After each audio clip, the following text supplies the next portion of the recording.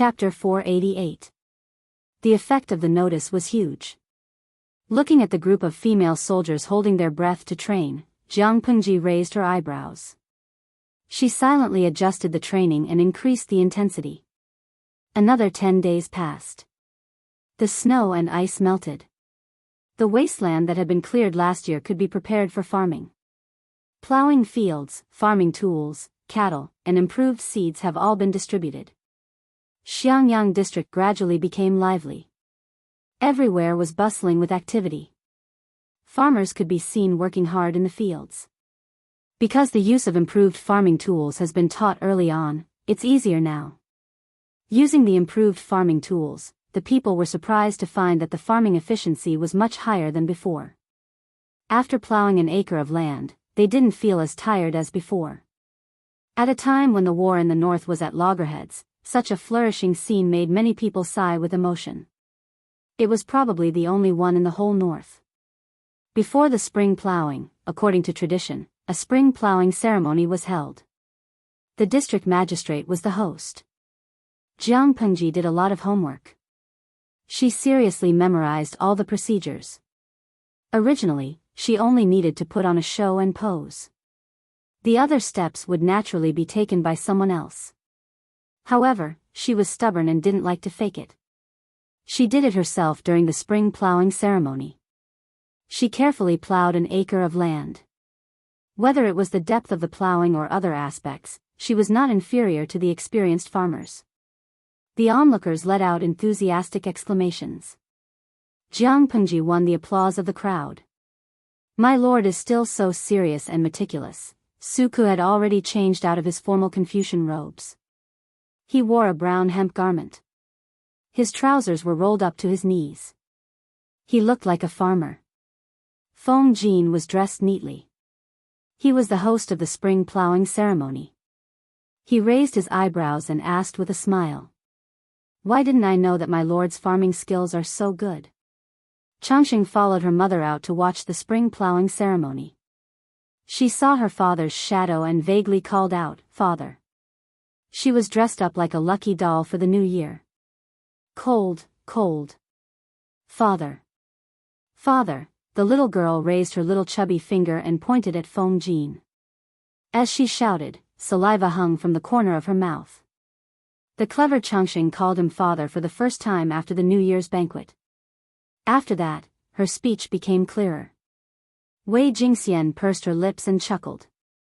She carried Changxing, who had become much heavier, and walked towards Feng Jin. When the lord was in Hejian County, he learned it from an old farmer, Su Ku replied. He turned his head and said, Huayu, your daughter is calling for you. Feng Jin smiled and said, Jin will go take a look. Looking at the happy family and thinking of his lovely wife who was far away in Hejian County, Su Ku felt a little envious. After the spring plowing ceremony, this year's spring plowing officially began, and the intensity of training suddenly increased. Sending troops to Fengyi County to deal with the Tsing-Yi army, there was a plan that had been made last year. Once the lord had a firm foothold in the north, he might be able to bring Xuanmei over. At that moment, Jiang Pengji climbed up from the field barefooted. Just as she was about to raise her hand to wipe her sweat, she saw a messenger running from afar. She raised her hand to wipe her sweat and accidentally got some muddy water on her face. She asked the soldier, what happened? The messenger replied, My lord, there are more than 2,000 people outside the west gate. They claim to be from Hejian County and they are my lord's trusted followers. From Hejian? Over 2,000 people? Jiang Pengji's eyes lit up and the smile on her face deepened. She didn't even have time to wash her feet before she put on a pair of wooden clogs. Lead the way. It should be Nongqin and the rest. She walked as if she was flying and shouted at Su Ku, who had yet to react, Xiaoyu, I'll leave the matters in the field to you. I'm going to pick someone up. Su Ku was stunned. What? Just as he was about to ask in detail, his lord walked quickly with her long legs. The messenger behind her had to run to catch up with her. It's indeed Nongqin. She came just in time. Jiang Pengji ordered someone to open the city gate. She had a bright smile on her face. She had seen Jiang Nongqin's progress over the years. Jiang Pengji was very assured that she would be in charge of the women's camp. Not only her, but the audience in the streaming room had not seen Jiang Nongqin for a long time. The audience in the streaming room witnessed the transformation of this ancient girl from a weak and humble girl to a powerful one. They had a feeling that their daughter had just grown up. Hearing that Jiang Nongqin had finally come north from Hejin County to meet the streamer, the audience in the streaming room began to send waves of rewards to celebrate Jiang Nongqin's return. However, they never expected that Jiang Nongqin was not the only one who came. There was also an unexpected friend. A figure pounced toward Jiang Pengji like the wind. If not for the fact that the other person's aura was not malicious, she would have captured him. Brother Lanting. Wan misses you so much. Jiang Pengji hurried out of the city. Shangwan came up to her and gave her a bear hug. She laughed brightly and her words were filled with deep longing. Wan why are you here? Jiang Pengji was stunned. She lifted her hands to hold Shangwan firmly so that she would not fall with her. Seeing this, the messenger revealed a surprised expression. Then, he thought of something and immediately returned to his normal state of looking at his nose and his heart. The Lord's fiancée came all the way here to pursue her husband? The messenger secretly shifted his gaze. He used his peripheral vision to observe Jiang Pengji and Shangwan, who refused to let go of her. Not only was the messenger shocked, but many of the audience in the streaming room were also stunned. Who was the girl in the streamer's arms? Zhu Zhigua Baifang, no, are there any ancient gods here? Tell me who this girl is. Guishu and Xiao Pudding, hey, where did this little demon come from? Let go of my prince, where are your claws? In fact, not only was Shangwan hugging Jiang Pengji's waist, but she was also burying her head in Jiang Pengji's chest. Yi Wu Yenling, #picknose. She's obviously my goddess. The person above, are you trying to snatch her from me? Tudu Feichio, I shook my head. It took me a while to remember who this girl is. This is a super ancient god. Let me tell you, Shangwan, a very pure and cute girl. She's the most favored noble lady of the Shangwan family. I remember that she's quite dependent on the streamer, and the streamer dotes on her. The most favored noble lady of the Shangwan family? How could she behave like this? Many of the audience were confused. They had watched the streaming room for so many years and knew that brown clothing was only worn by commoners. Shangwan's clothes were brown, and the material was coarse. In their memories, didn't noble ladies wear silk and satin and dress up beautifully? Their hair was full of pearls and jade, and they were low-key and luxurious. No matter how he looked at it, Shangwan looked like a refugee who had escaped from a disaster. Brother Lanting, do you not welcome me? Chapter 489. She did not know what she had done to agitate Shangwan, but she hugged her waist and cried in her arms. Jiang Pengji was startled and immediately realized that something was wrong.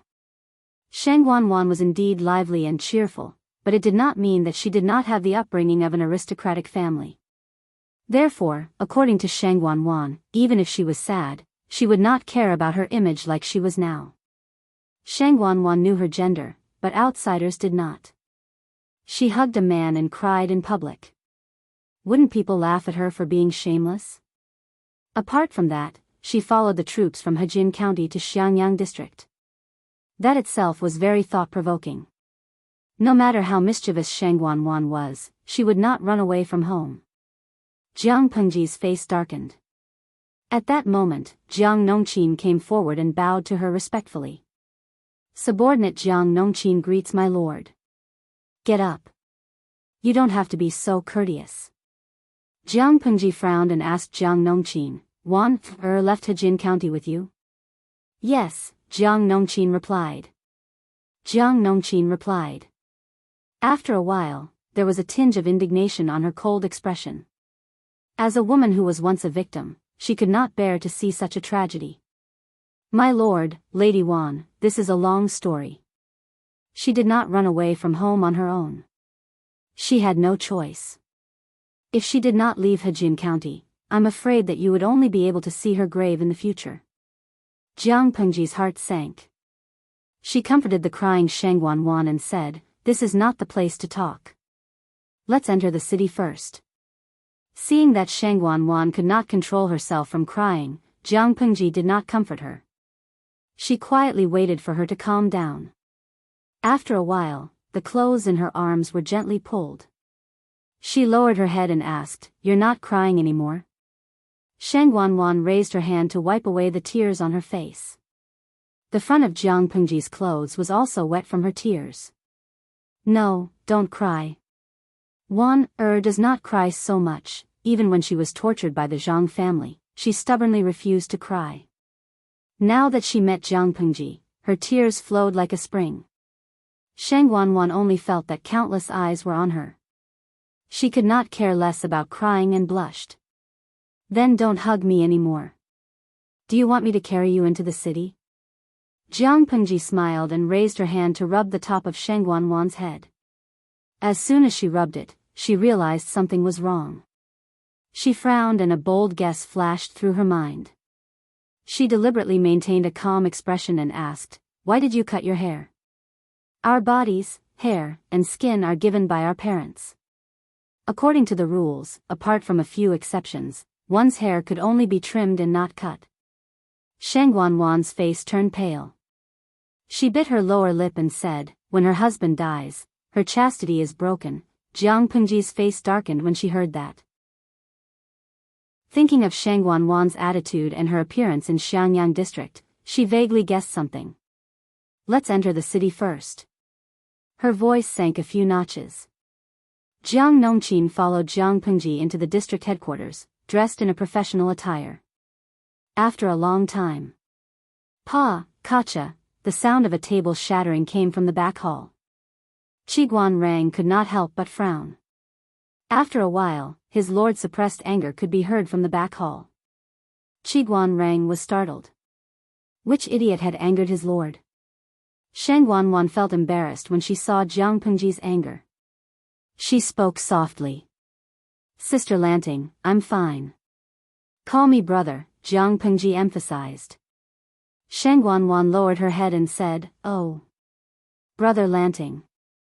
I'm really fine." After she threw the divorce papers to the Zhangs, she gave up her womanly attire and returned to being a young girl. However, it was not easy to grow back the hair that had been lost.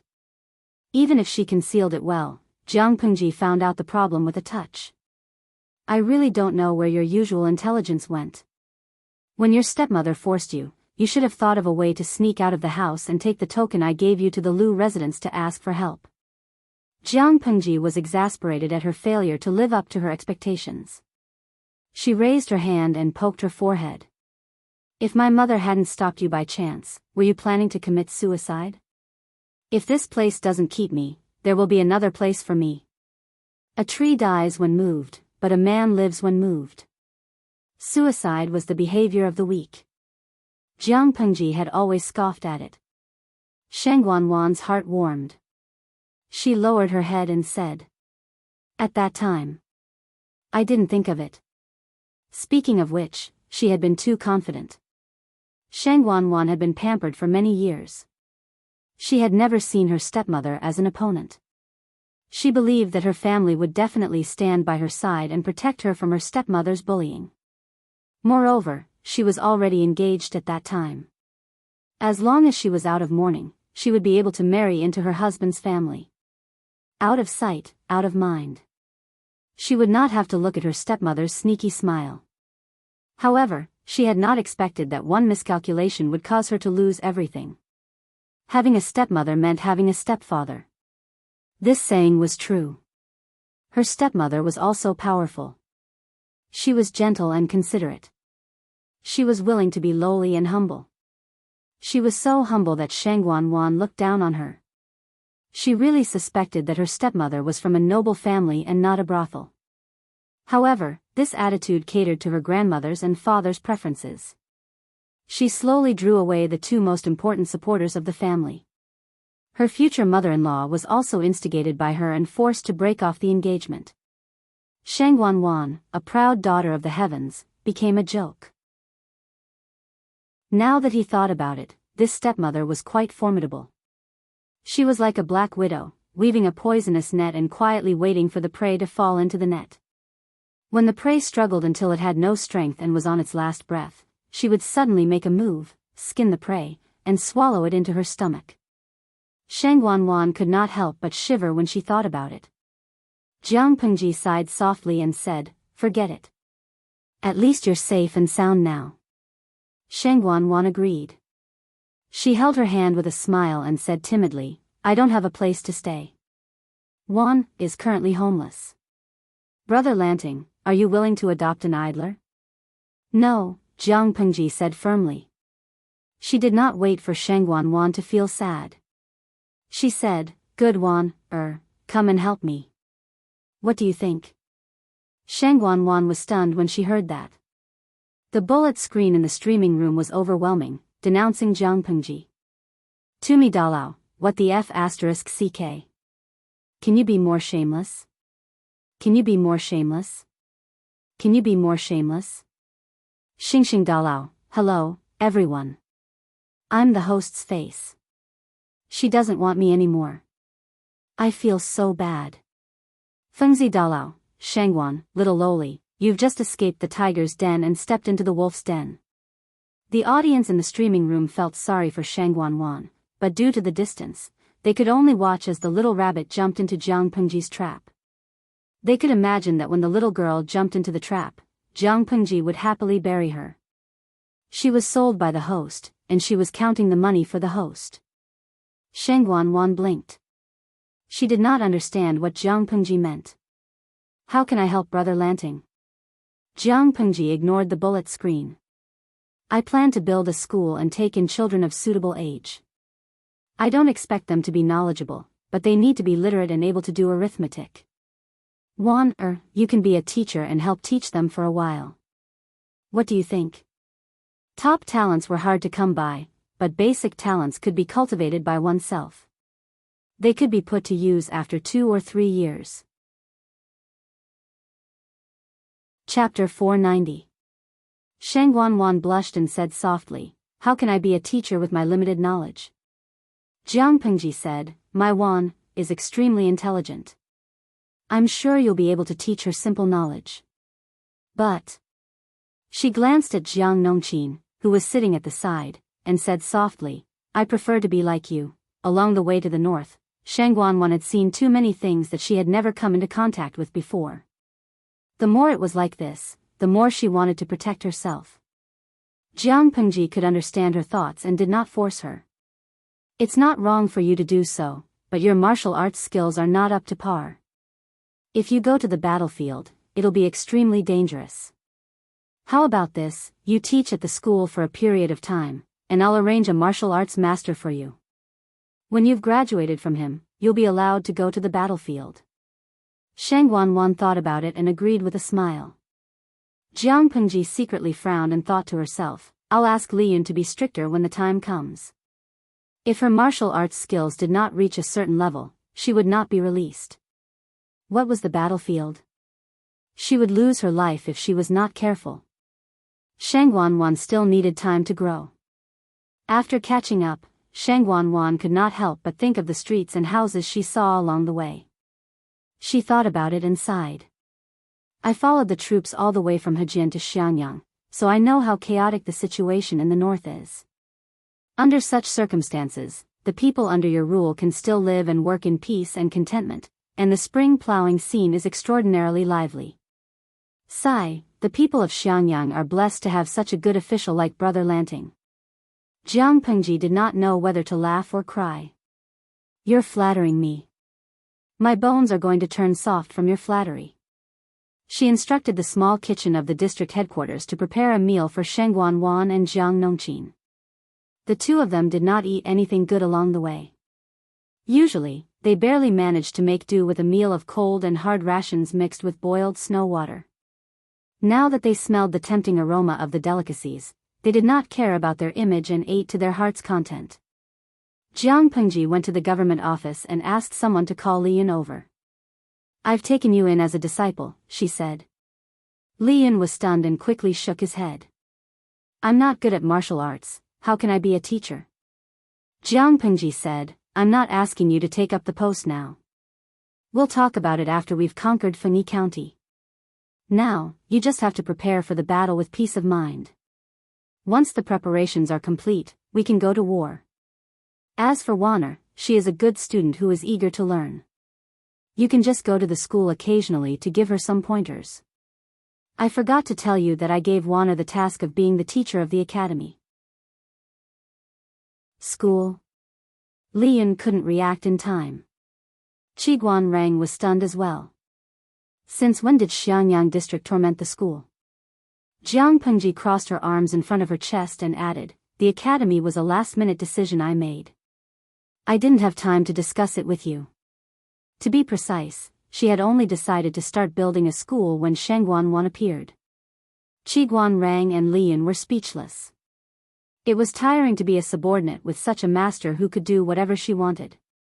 Qiguan Rang knew that Jiang Pengji often stirred up trouble, but he also knew that she was not a careless person. Every move she made was carefully considered.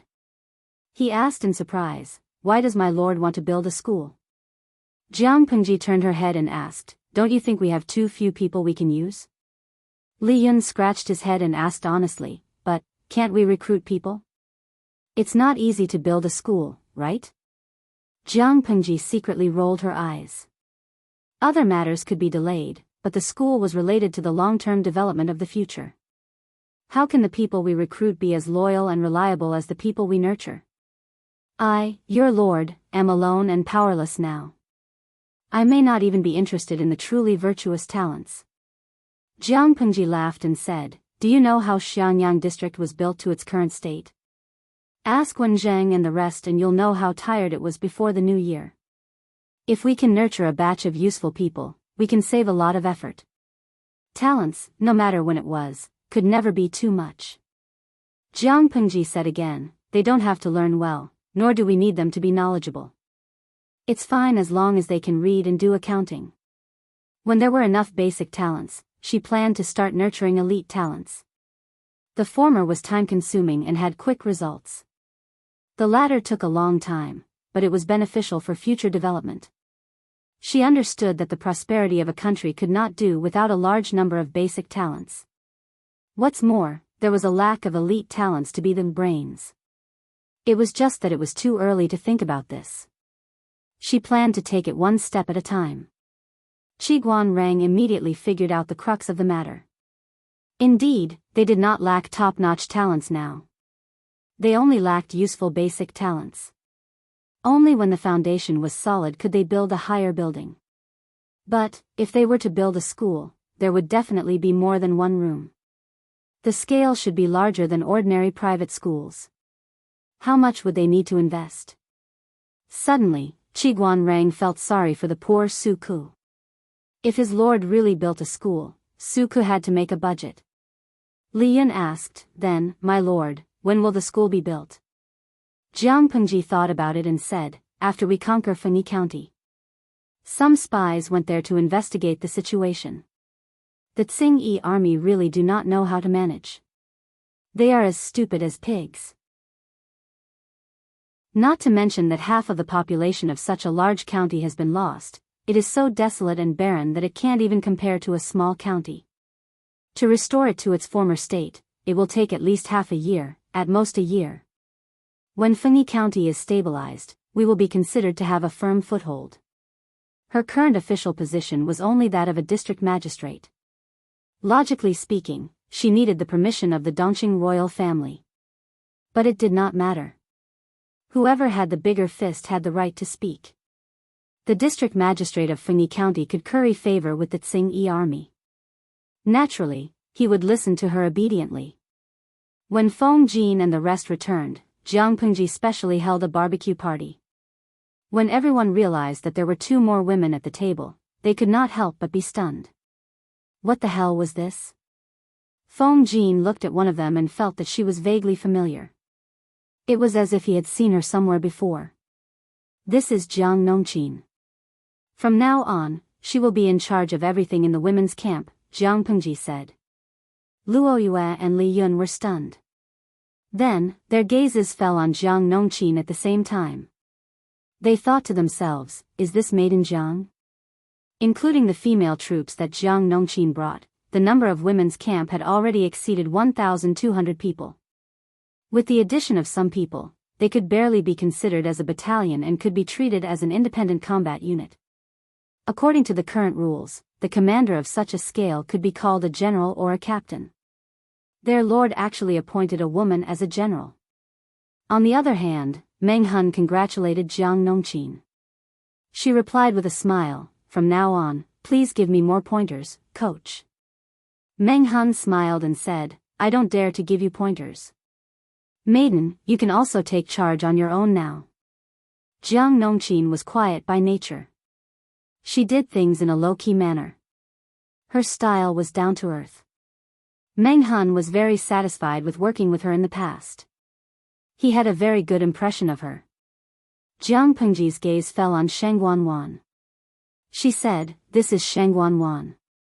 Before the school is built, she will be in charge of the women's department in the government office."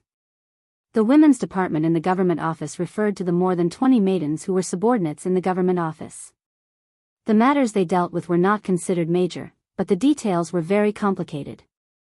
They helped Su Ku and the rest to share a lot of labor. Sheng Guanwan.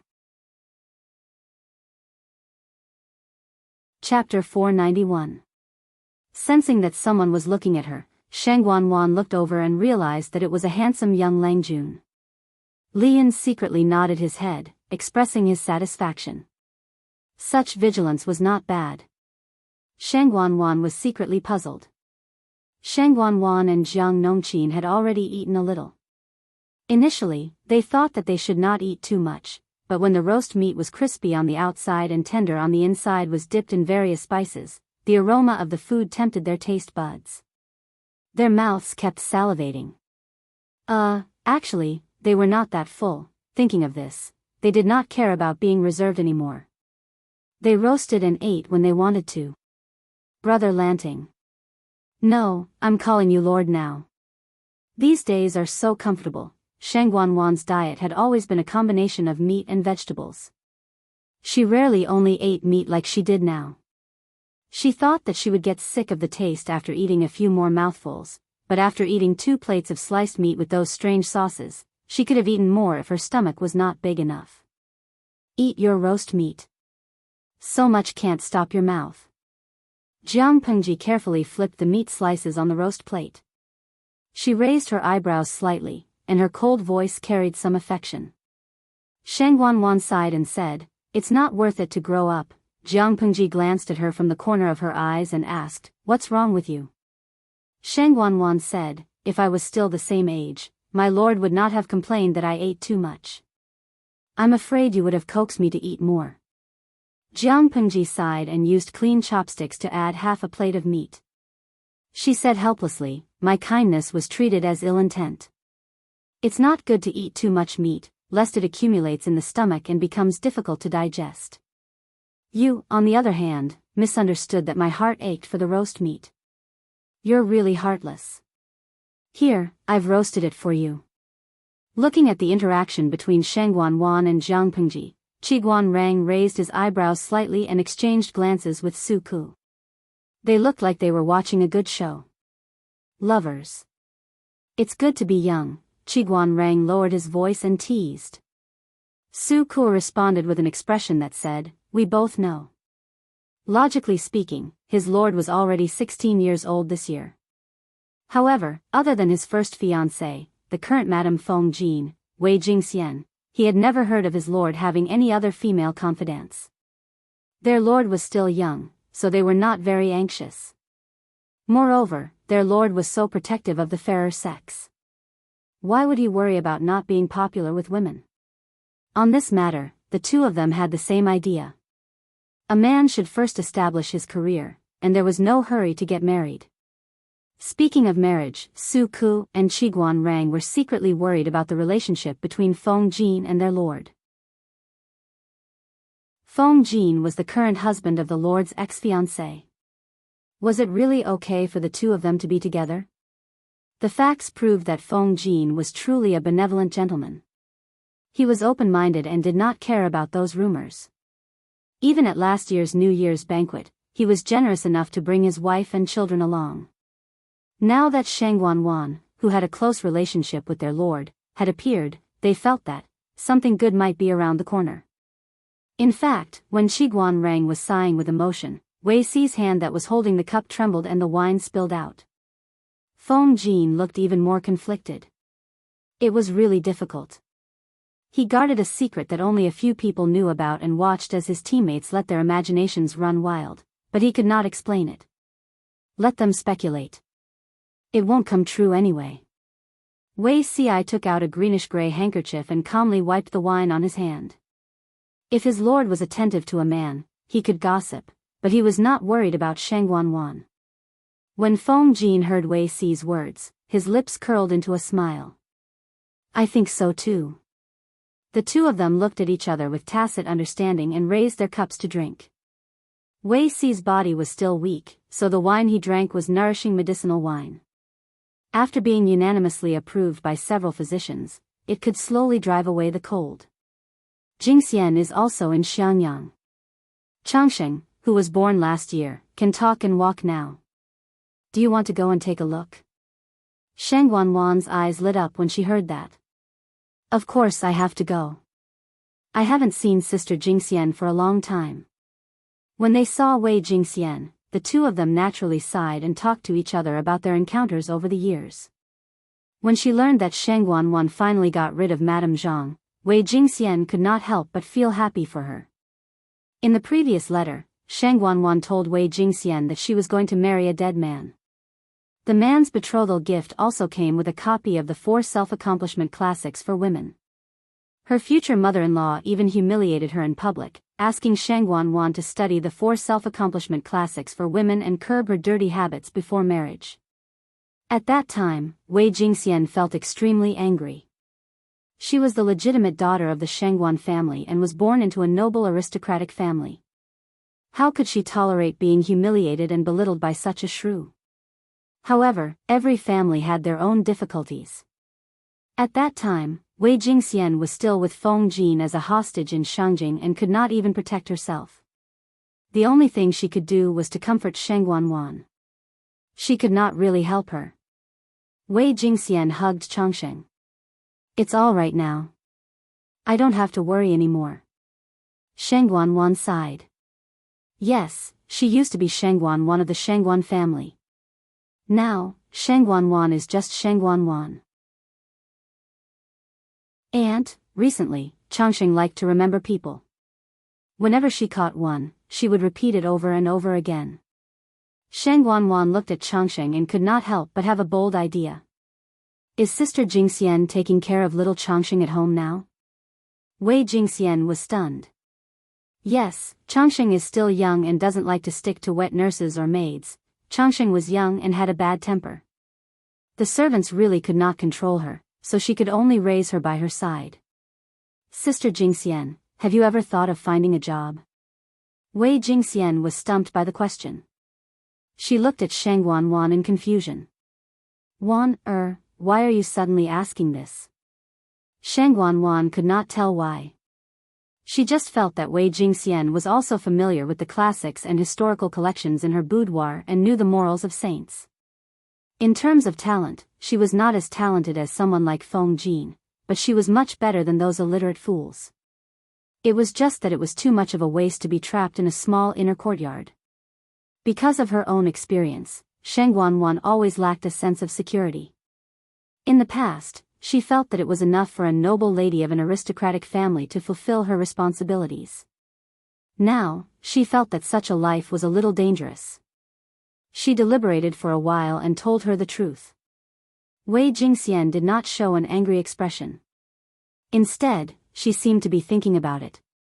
Wei Jingxian sighed. Everyone has their own way of living. Changsheng is still young. I can't stop worrying about her. At night, before the couple went to bed, Wei Jingxian told Feng Jin about this. Feng Jin was about to take off his clothes, but he stopped halfway and said, when Changsheng is a little older, you can give it a try. Wei Jingxian was surprised. It was as if she did not know her husband. Chapter 492. A world far vaster than the inner court? Wei Jingxian only felt as if a piece of gravel had fallen into the lake of her heart with a plop, causing ripples that slowly spread. Her nose suddenly felt a little sour, but she teased him with a smile. Aren't you afraid that I'll be too busy with work and neglect you in Chongqing? Feng Jin smiled faintly. If that's the case, won't you have more time to pay attention to me in Chongqing? Wei Jingxian blushed and spat softly. She said angrily, we've been married for a few years. How are you old? Feng Jin laughed involuntarily. We've only been married for a few years. How am I old? The couple was deeply affectionate and went to bed peacefully. The next day, Feng Jin went to the government office to report for work in high spirits. Jiang Pengji had a bun in her mouth. When she saw Feng Jin come over, she smiled and teased him. Tsk tisk, it's rare for Huayu to oversleep. Feng Jin did not want to be outdone. He replied, it's rare for my lord to be so diligent. Jiang Pengji rolled her eyes and said shamelessly, you're wrong. Your lord has always been so diligent. If not for his upbringing, he really wanted to roll his eyes at her. Doesn't this person's conscience hurt when she says this shamelessly? His lord had always been a hands-off boss. Except for some documents that she had to approve, everything else was thrown to her subordinates. She was extremely capricious. If one wanted to meet her in the government office, one would either be extremely lucky that day or she would be bored. Jiang Pengji yawned and continued to be in a deadlock with the piles of documents. Why is my lord so diligent today? After Feng Jin sat down, he asked Wei Ci. Although Wei Ci did not seem to be in good health, he was always the first to arrive every day. His work efficiency was also admirable. She has never liked to read these literary things. Wei Ci laughed involuntarily. I'm afraid my lord has had enough of such peaceful days. She can't wait to send troops to Fengyi County. He did not dare to say that he knew this woman very well, but he still understood some of her temperament. Although comfort was something people yearned for, it would lead to laziness after a long time, and this woman hated laziness the most. He said helplessly, but, the troops brought by Maiden Jiang and the original soldiers need time to get used to each other. The 2,000 troops that Jiang Nongqin brought were not rookies. They were definitely one of the main forces to attack Fengyi. He was worried that his side would be at a disadvantage if he rashly dragged them to the battlefield before they had gotten used to each other. Wei Ci said with a natural expression, so, isn't my lord looking for something to do because she's bored? On one side, Jiang Pengji was sharpening her sword to attack the Tsing-Yi army in Fengyi County. On the other side of the battlefield, there was already a stalemate. In the south, Prince Changshuo's expression became increasingly ugly. In spring, he raised his troops to besiege Qinzhou in the name of purging the emperor's evil followers. He thought that he would be unstoppable, but the result was unexpected. Qinzhou, which he had expected to be easily taken down, was actually a hard bone to chew. He thought he could easily take over Qinzhou and force the emperor to abdicate. He didn't expect that not only would Qinzhou's troops be blocked at the border of Qinzhou, but a few battlefields would also put him under great pressure. After 3 days, they had lost a total of 5,000 soldiers. That Colonel Huang must have received guidance from an expert. He's quite skilled in the art of war. If we want to take him down, I'm afraid we'll have to increase the number of troops. The strategist in the tent carefully read the information sent by the spy. His brows relaxed slightly, but then he frowned a little, as if he was very troubled. They didn't know which expert was guiding them, but they were always one step ahead of them in guessing their intentions. They rarely fought head-on and mainly used sneak attacks and harassment. They worked hard to play to their strengths and avoid their weaknesses, which seriously hindered the pace of Prince Changshuo's attack. Prince Changshuo brought hundreds of thousands of troops to besiege Qinzhou. Every day, he had to spend a huge amount of rations. After a winter, he thought that Qinzhou had run out of ammunition and rations. He thought that they could take over Qinzhou with minimal losses and become the ruler of Dongqing. He would be crowned the emperor, but reality gave Prince Changsho a hard slap in the face. Not only was Qinzhou not weak, but it was even on par with them. He wanted to take over Qinzhou in one go after spring, but he didn't expect to stumble. What Colonel Huang? He's just the son of a eunuch. Prince Changsho curled his lips in disdain. Colonel Huang, Huang Song, was Secretary Huang's godson. Huang Song was originally the patrol of Shangjing. During the earthquake in Shangjing last year, he immediately led the patrol troops to rescue many important ministers and their relatives. Even if these people despised Huang Song's background, they couldn't help but praise him for saving their lives. With this help, Huang Song's official career became bright. Later, he even became the colonel of the Imperial Guards who was in charge of 5,000 troops. When Prince Changsho attacked Qinzhou, Huang Song volunteered to fight. The emperor was very happy and had a higher opinion of him. Therefore, the battlefield on the left side of Qinzhou was led by Huang Song. It was also the most difficult part to deal with so far. Although Prince Changsho's troops were much more than Huang Song's, after a few battles, Prince Changsho's side lost more than 5,000 troops. Even if Prince Changsho had some results in the middle and right sides, compared to the losses on the left side, he was still at a disadvantage. The strategist sighed and said, "A hero doesn't care about his background. Even if you don't like to hear it, this Huang Song is indeed worthy of your attention." Prince Changsho's face darkened. A look of disgust flashed across his face. "Do you have a way to get rid of this fellow?" The strategist's expression didn't change, but he already felt some disgust in his heart. Previously, Prince Changsho had humiliated him in front of a battalion commander. Now, he was bossy, without the slightest bit of respect, he secretly spat. Prince Changsho hadn't ascended the throne yet, but he already couldn't wait to tear off the facade of a wise ruler who was respectful to the wise. That was what he thought in his heart, but he didn't dare to continue angering Prince Changsho. If it's a head-on battle, and he has the guidance of an expert behind him, Colonel Huang won't be easy to deal with. The strategist raised his brows. He already had a vicious plan in his heart. His tone was cold and harsh. But it's not difficult to transfer him away from the battlefield. Prince Changsho paused and said, "As long as he's transferred away, it'll be easy to deal with Huang Song after we conquer Qinzhou. Just tell me what your plan is. If it's feasible, send someone to do it now."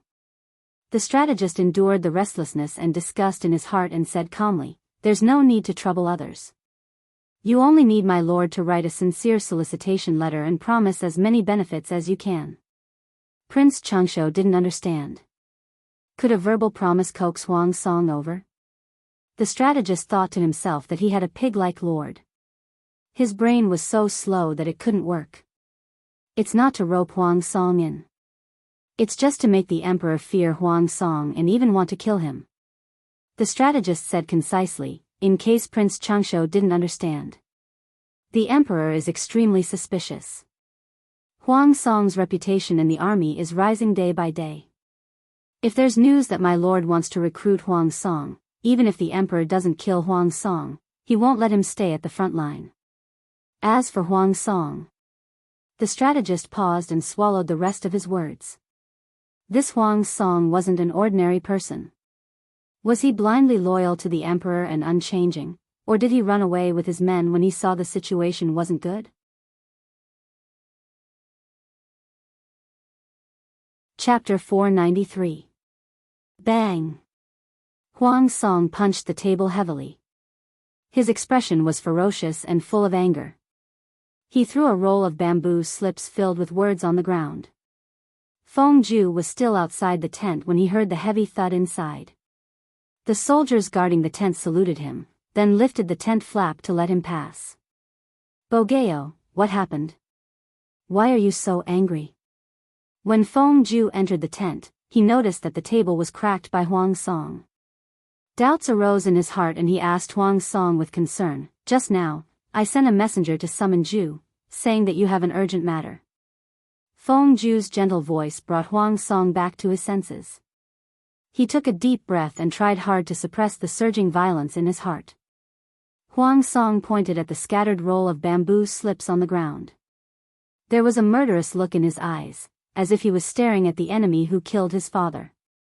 Huijia, look at the letter on the ground. Prince Changsho is a traitor. He's so arrogant that he's out of control. When he opened his mouth, his voice was slightly hoarse because of his anger. He sounded more tired than usual.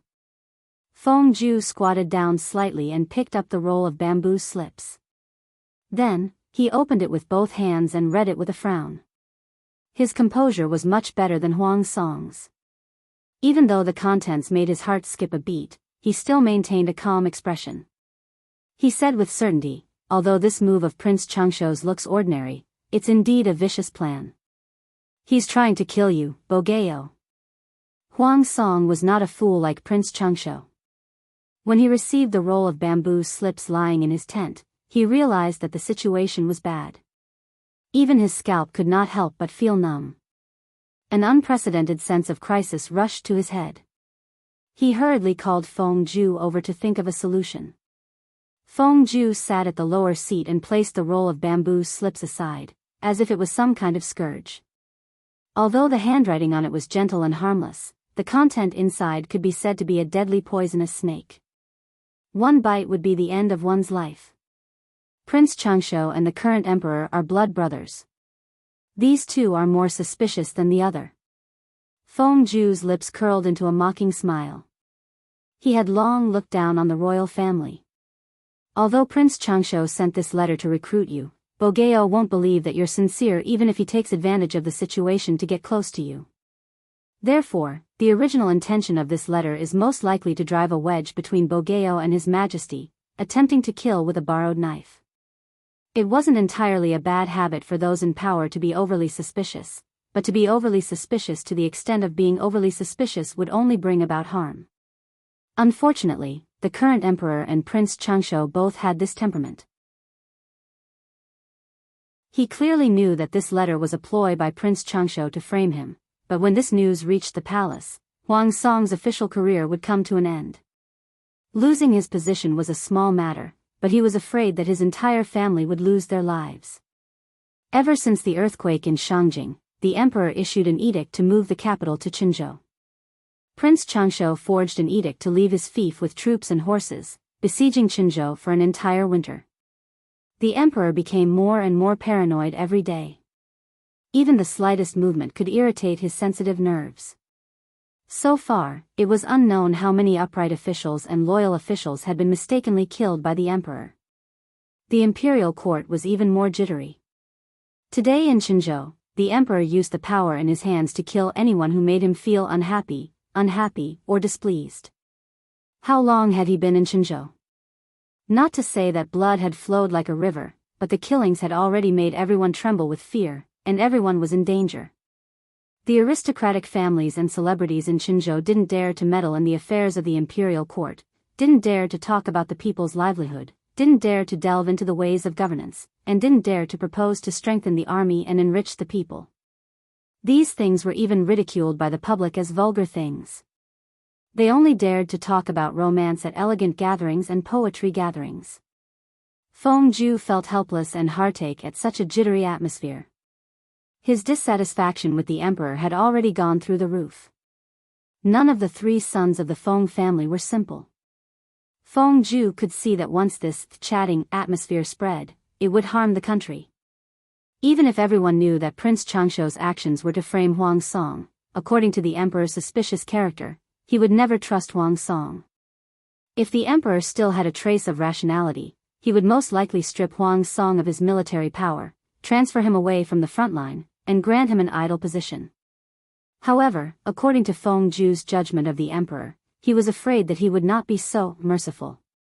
He would rather wrongly kill 10,000 loyal officials and generals than miss a traitor who might betray him. The royal family was merciless, and brothers fought against each other. Prince Changsho and the emperor, the two brothers, could even fight against each other, let alone Huang Song, a descendant of a eunuch who had nothing to do with the emperor. Huang Song's face was pale, as if all the blood had drained from his face. He sat in the distance, dispirited, and his eyes flickered with a complicated look. Feng Ju sighed and said to Huang Song, "What does Biyao plan to do now?" If he did not do anything to protect himself, when the news of Prince Changshu recruiting Huang Song with generous promises reached the emperor's ears, it would provoke the emperor's suspicious nerves. By then, even if Huang Song had a godfather to put in a good word for him by the emperor's side, his situation would still be precarious. Huang Song held his head dispiritedly and said rather uncomfortably, I don't know. I don't know how to dispel the emperor's suspicions. Up until now, Huang Song still had expectations for Dongqing. He hoped to be a loyal official who could turn the tide and benefit the people.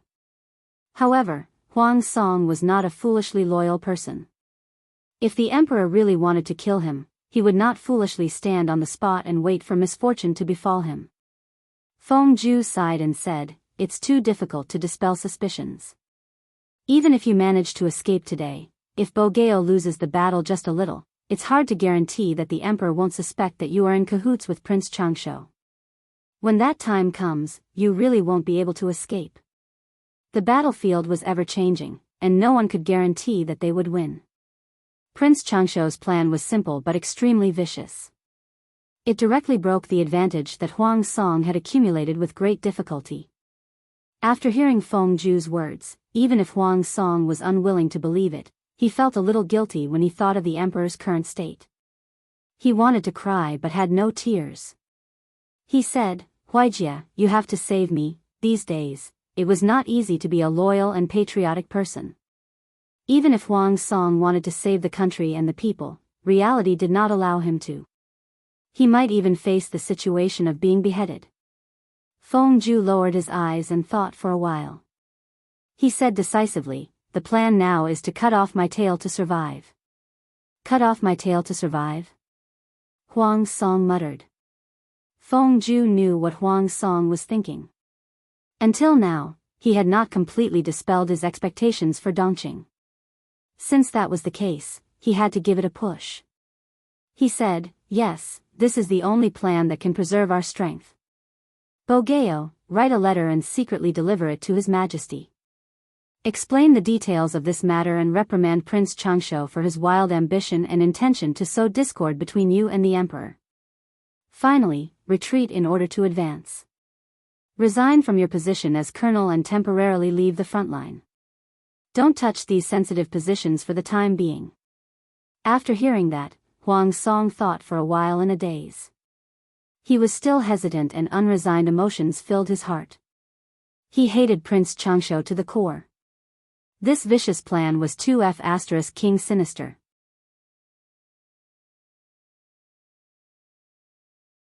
Chapter 494. Huang Song was not a fool. He could understand the hidden meaning in Feng Zhu's words. However, he was really unwilling to give up. Ever since he was young, he knew how lowly his identity as the descendant of a eunuch was. The people he wanted to make friends with looked down on him, while the people he looked down on wanted to cling to him. The desire to be recognized was deep in his bones. How could he be respected and recognized by everyone? The only way was to become a capable minister and a pillar of the country. At present, Huang Song was still working hard towards this goal. Borrowing the east wind of the earthquake to save people, he skyrocketed and became the young talent that the emperor valued the most. At a young age, he was already a colonel, but the cruel reality did not give him the chance to advance further. Should he choose to continue to be loyal to the emperor and love his country, or should he choose to save his and his family's lives? Feng Zhu had given him the best advice. Now it was up to Huang Song to choose. After a while, Huang Song asked Feng Zhu in a hoarse voice with only a glimmer of hope, What if I write a letter to secretly inform His Majesty, pretend to agree to Prince Changshu's invitation, and secretly find a plan to trick Prince Changshu? What do you think? Feng Zhu's expression was cold. It was a big blow to Huang Song. First of all, Prince Changshu will not believe that you are sincere in defecting. Even if he believes, he will always be on guard against you. Moreover, he has many strategists under him. Maybe he will use this as a breakthrough point to tear apart the defense line in Shenzhou. By then, you won't be able to explain yourself. Feng Zhu took a breath and continued, Moreover, His Majesty is narrow-minded and suspicious. Do you think he will believe that you are pretending to defect to Prince Changsho? If you tell him this, I'm afraid he will suspect that you have the intention to rebel. The whole family will be implicated. After he finished speaking, he looked at Huang Song calmly, waiting for him to completely wake up. Now, the north of Dongqing had fallen into a chaotic war. The people had no way to live. In the south, Prince Changsho and the emperor were fighting as equals. In the end, no matter who won or lost, the world was already in chaos. Only a saint could turn the tide. Was Huang Song a saint? He was not. Therefore, he could only do the simplest thing, self-preservation. He thought of ways to increase his strength and fight for a place in the chaotic world. Only then could he protect the people under his rule and plot more things. The current Huang Song was still too tender and weak. He needed to be more ruthless. After a while, Huang Song's pained and struggling face calmed down. He closed his eyes, took a deep breath, and made up his mind. Song understands, I will write a letter to inform His Majesty. Retreat in order to advance and find a place to settle down. Huijia, it's been hard on you.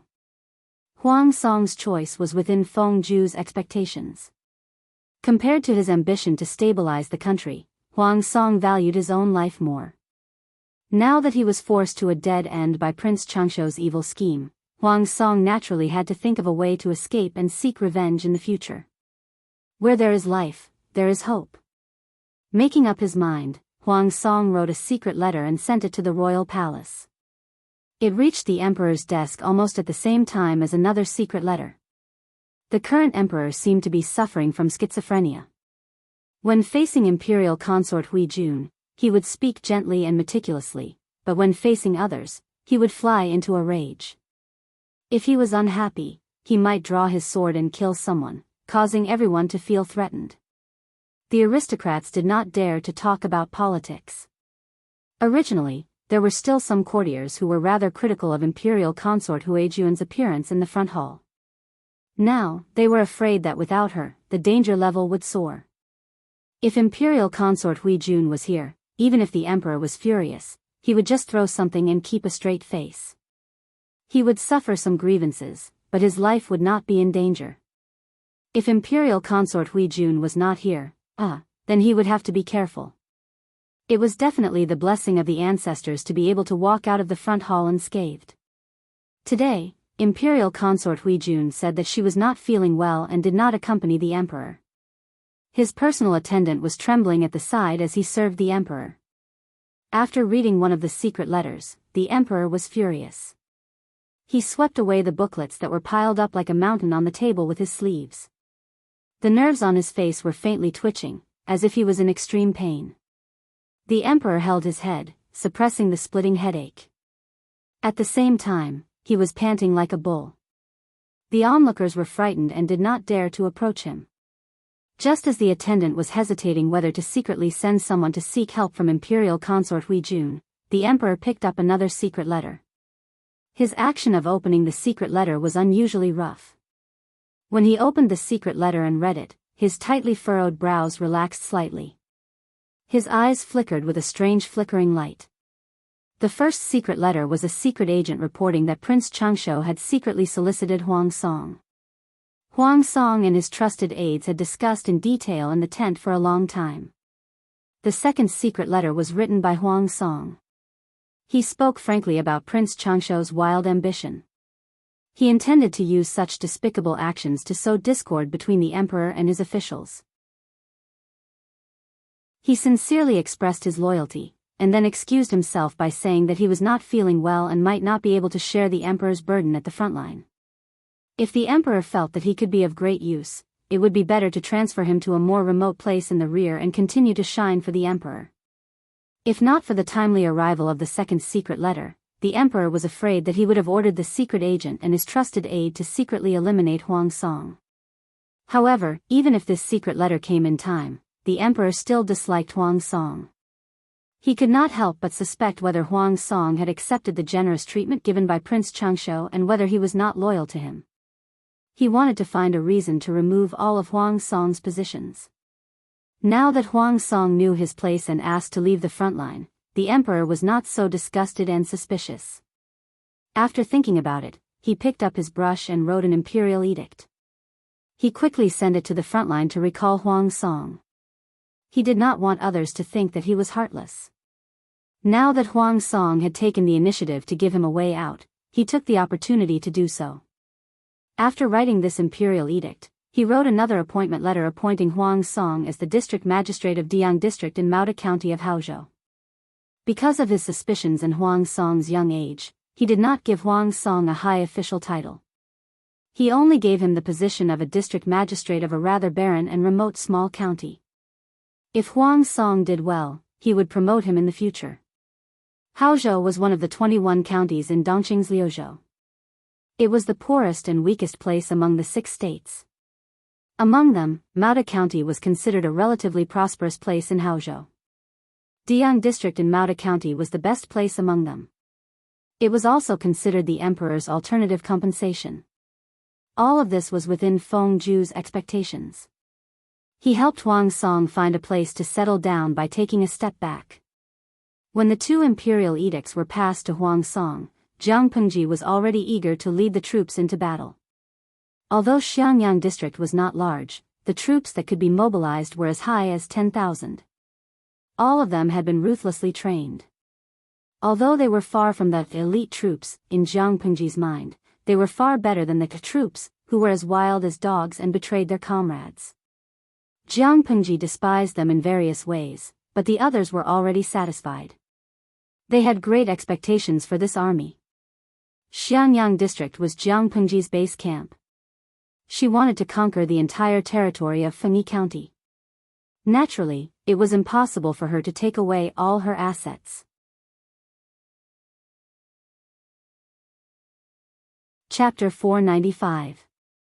On this day, the wind was blowing and the clouds were scudding. The flags were fluttering in the wind. Jiang Pengji was finally going to leave the small Xiangyang district and embark on a wider and crueler stage. The troops stood in a neat formation below the drill ground. Each of them stood ramrod straight and looked straight ahead, waiting for the start of the oath-taking ceremony. For this expedition, 2,000 veteran soldiers and 2,000 new recruits were left to guard Xiangyang district. The other 3,000 elite soldiers and new recruits were sent to the battlefield. Originally, Jiang Pengji wanted to use a risky and radical method to let the new recruits stay in Xiangyang district. Her original troops and imperial guards, as well as a portion of the newly recruited recruits, would participate in the war.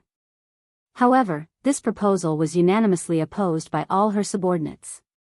Wei Ci said, "My lord, this plan must not be carried out. Xiangyang district is a shelter that my lord has passed through. If the new recruits are stationed there, they lack experience.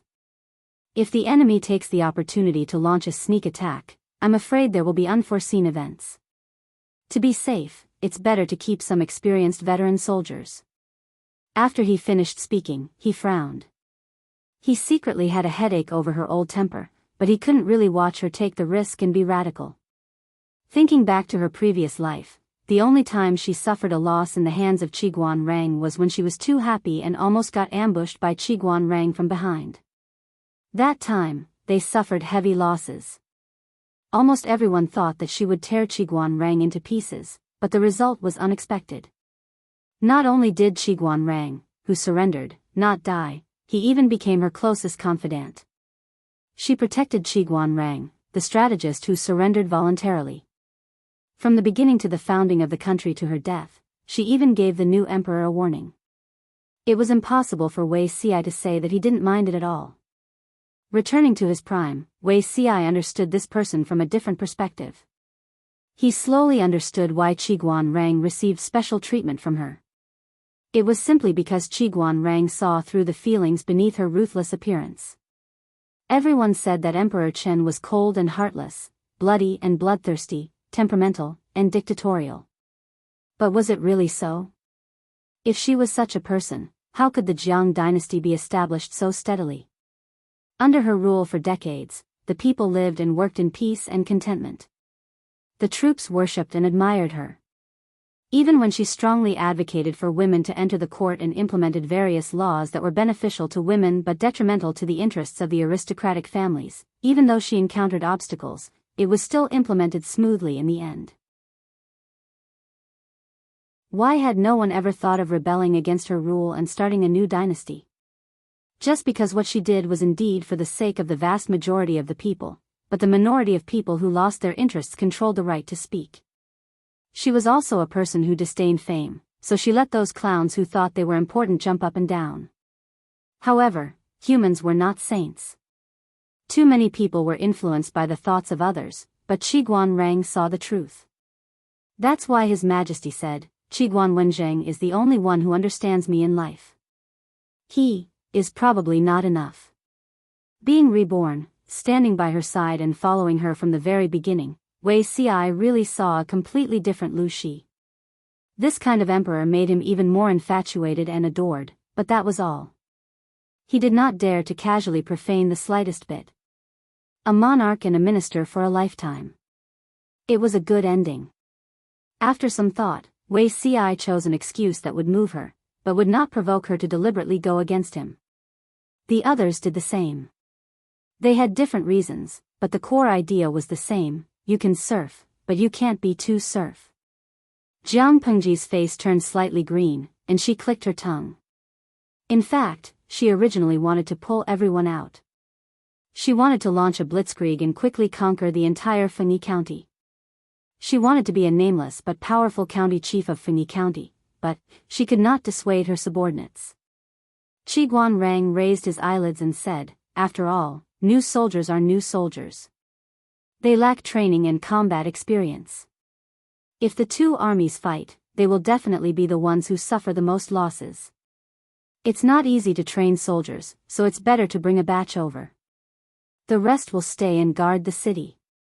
It was a good thing that the Lord wanted to fight, because none of the current troops were conservative. But the problem was that the Lord was unconventional. She was so reckless every day. If she was not careful, she would lose everything. Being a subordinate's heart was too agitated. Jiang Pengji clicked her tongue. "All right, I agree." She looked at the crowd with a doting expression, as if she was looking at a group of wooden sticks. These people are so timid.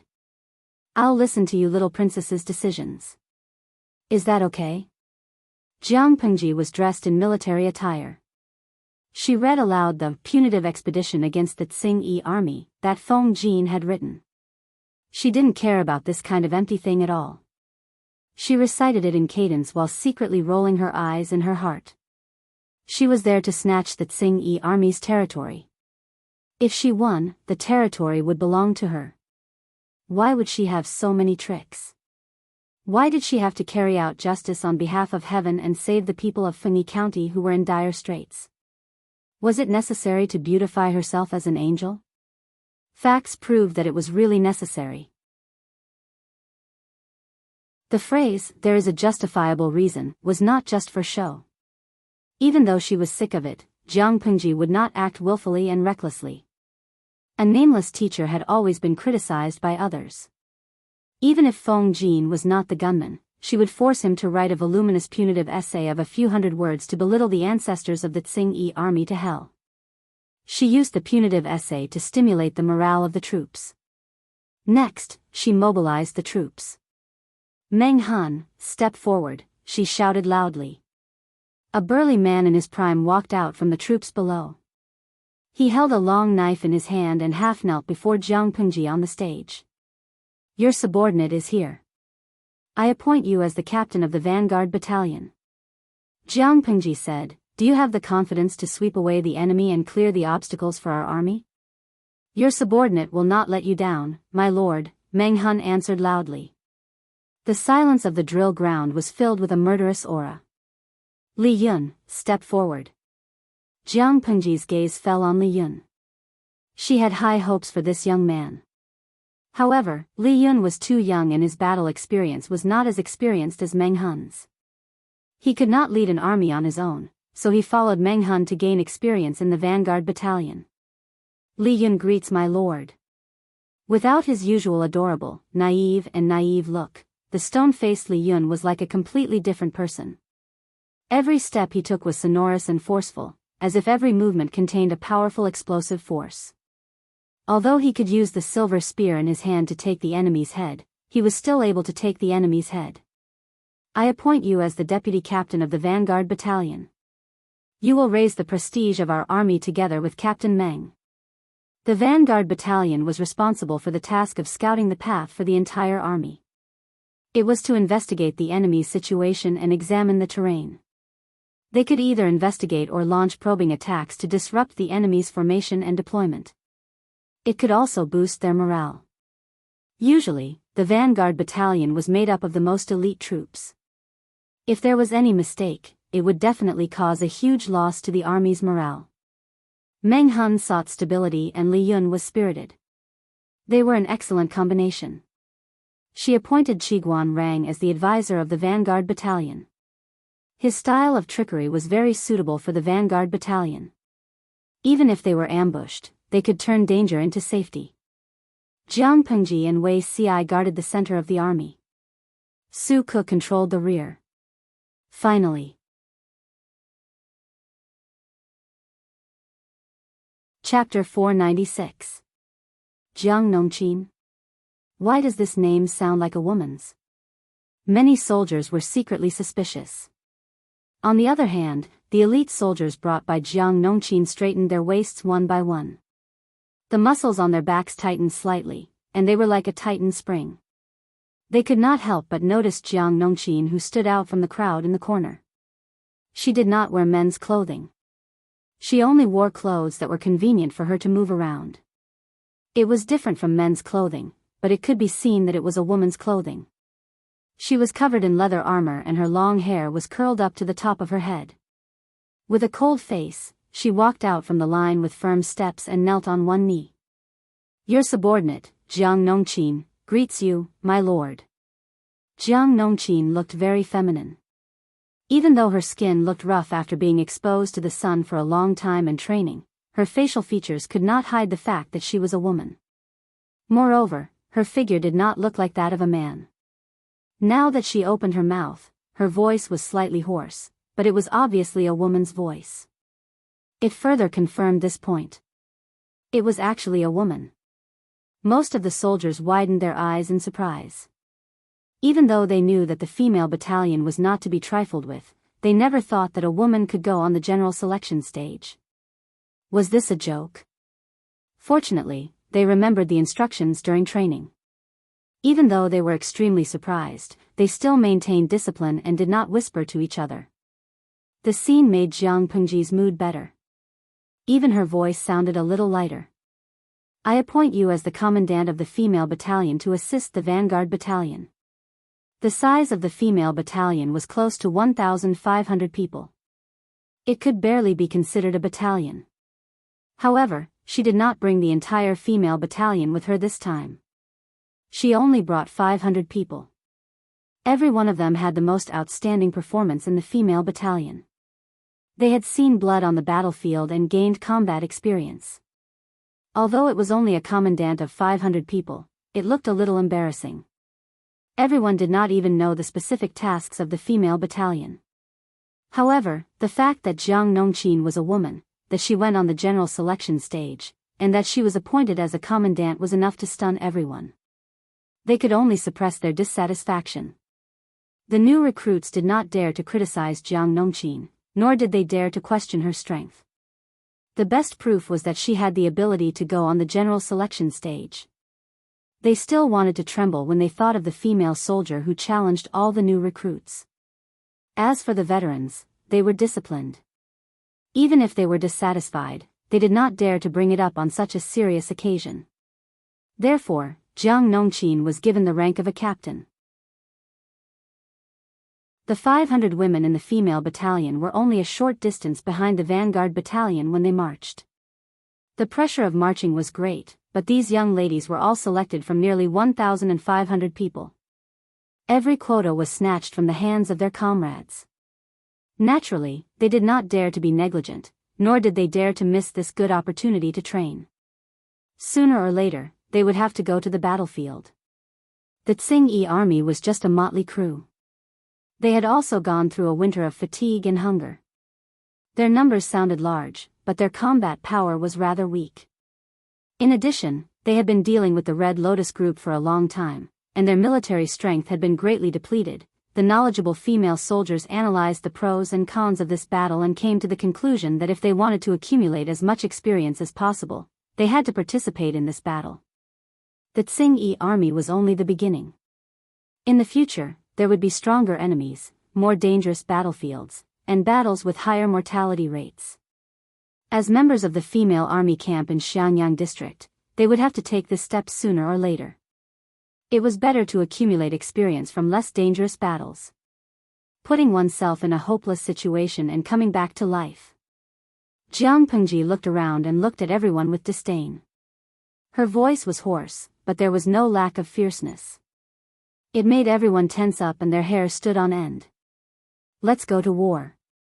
From the beginning of autumn to the end of winter last year, Gu Xian's worthless glass tea set had swindled several large sums of wealth from the northern borderline. He had exchanged a large amount of sheepskin and horses of medium quality at a low price. Jiang Pengji had also taken the opportunity to mix a lot of rice bought from the shopping center into the food that Gu Xian had brought. Now, Xianyang district could be said to have a strong army and sufficient provisions.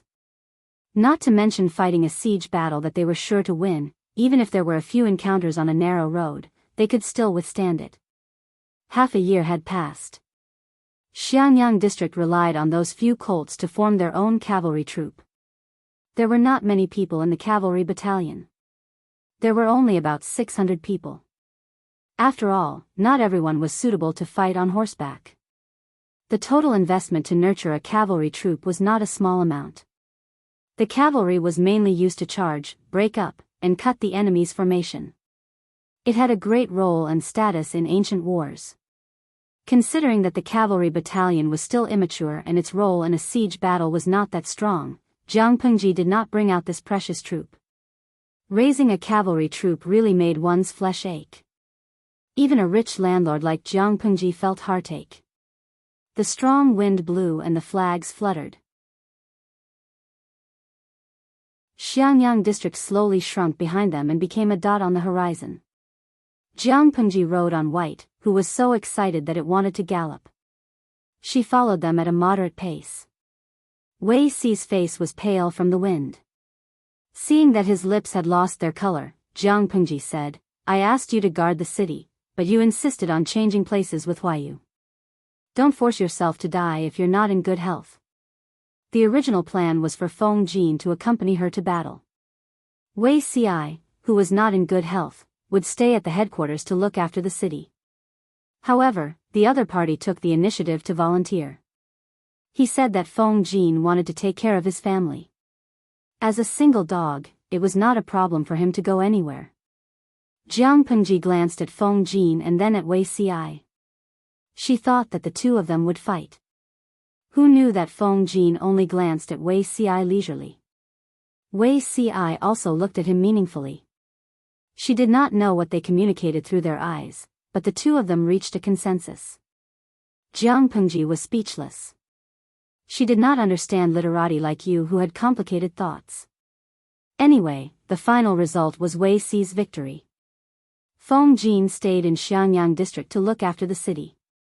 After that, she heard Qiguan Rang complain about Wei Si's treachery and that he was evil. Why? There are so many things to do in the district headquarters. If we really leave Wei Si behind, I reckon that he will not be far from death by the time we return from the expedition. Feng Jin, who was left behind to look after the city, faced with such heavy work. Could he really squeeze out time to enjoy family time with his wife and daughter? It was very risky. Jiang Pengji was speechless. What he said made sense. She actually had nothing to say.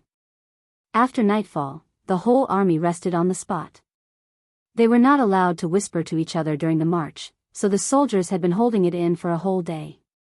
Taking advantage of the break between meals, they talked at once about Jiang Nongqin, the unprecedented female officer. How can marching and fighting a war be child's play? How can they let a woman who is not a camp prostitute sneak into the military camp? Under the repeated orders from the district headquarters, everyone knew that the female battalion did not do such improper work. None of the soldiers dared to provoke them. Then go and challenge the other party. If you win, you might be able to replace her. Bah, you have bad intentions. If I can win, would have been a centurion long ago. Why would I still be here talking nonsense with you? They really did not dare to question Jiang Nongqin face to face. They were also clear about the training situation of the female battalion. Even the men might not be able to withstand it, but they persevered one by one. Just this point alone was enough to win their respect. However, there was still a long way to go before they acknowledged the female battalion as their comrade. The soldier sneered. Centurion? Why don't you become a corporal first? After marching for 4 days, they were only half a day's journey away from their destination. Jiang Pengji ordered the military camp to rest for a day.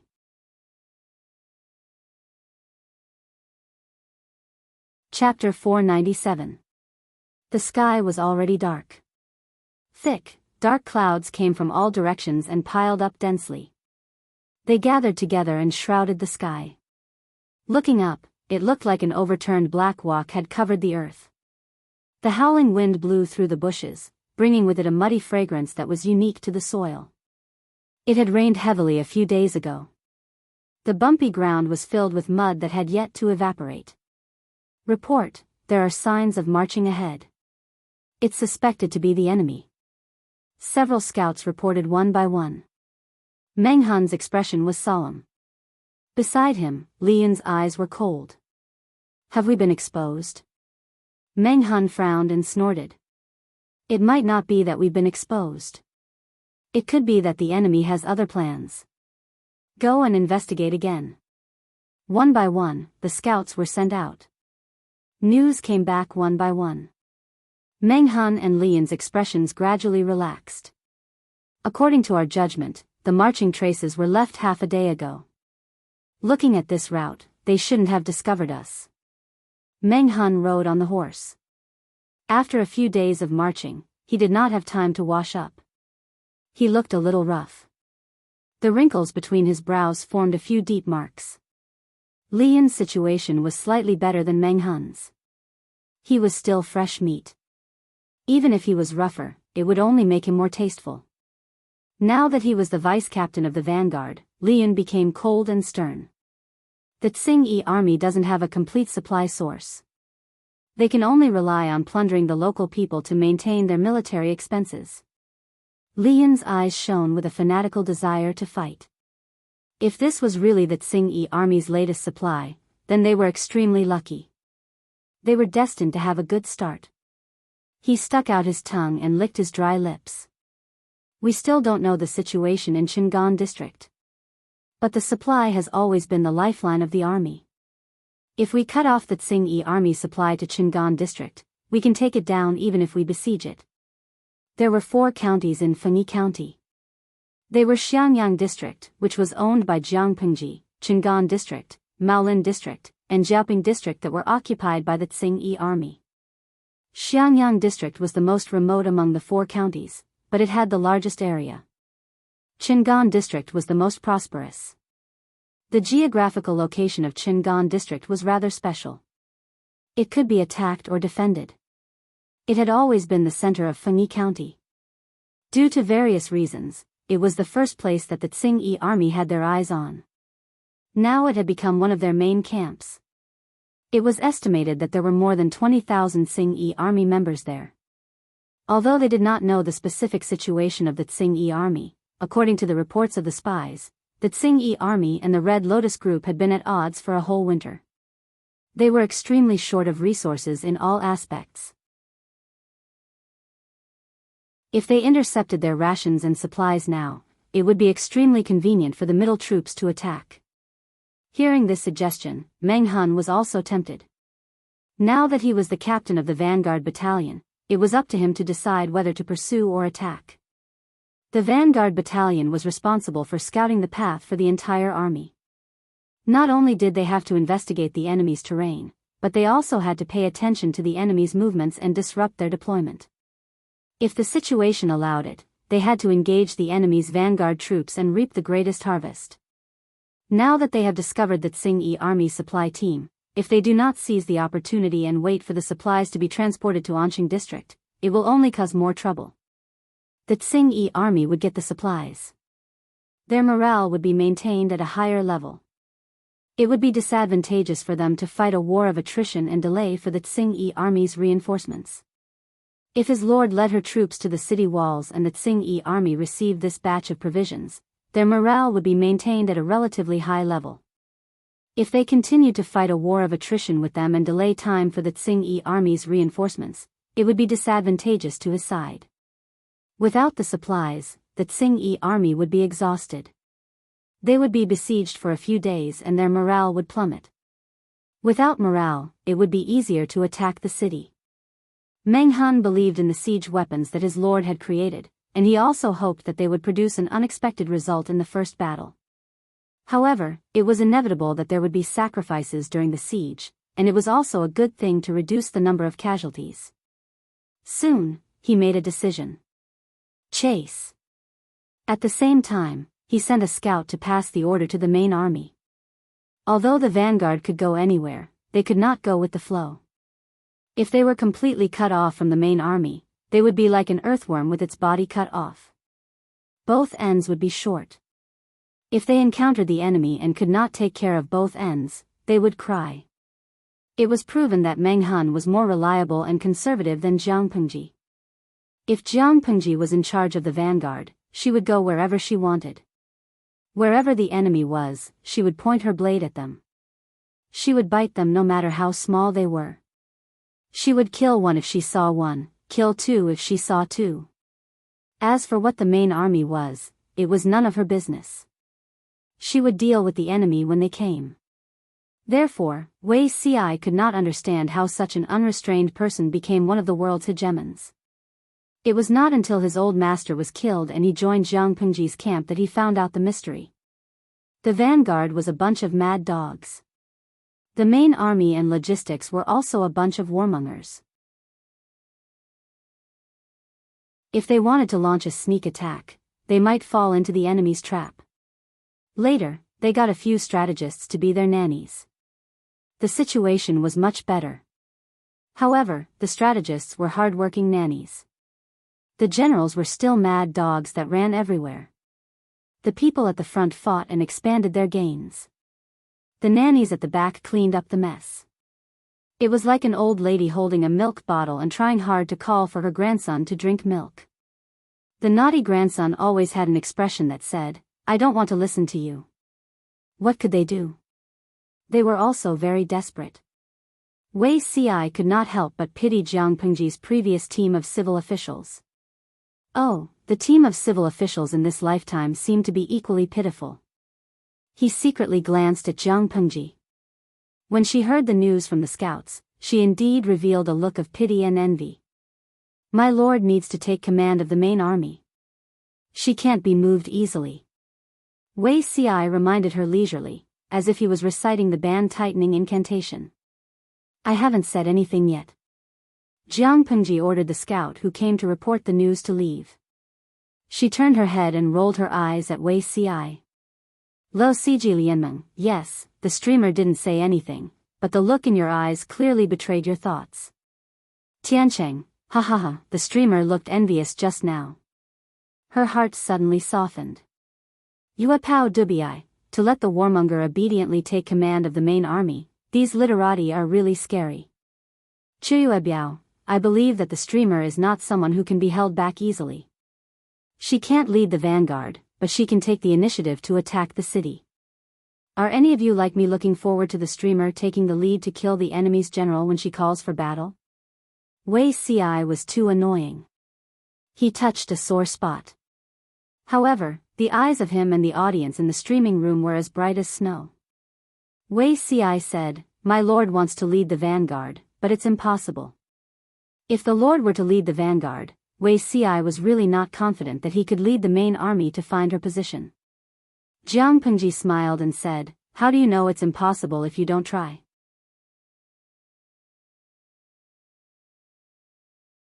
Chapter 498.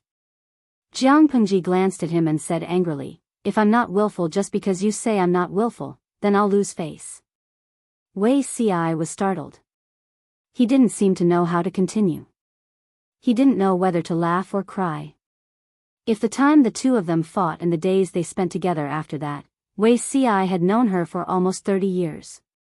He didn't know that she had such a childish side. It seemed that she had to be coaxed. If it was in the past, he probably wouldn't have dared to speak like that. Naturally, he wouldn't have seen such a rare side of her. Wei Ci's gaze softened a little. It was like a spring with ripples, shining with a cold glimmer. Jiang Pengji made a sound of surprise and rubbed her arms. "Can you stop looking at me like that? You're giving me goosebumps. I don't have the hobbies of men. What if I'm misunderstood? Besides, with your small physique, don't covet me." Wei Ci's gentle expression froze slightly. His jade-like face turned a little green.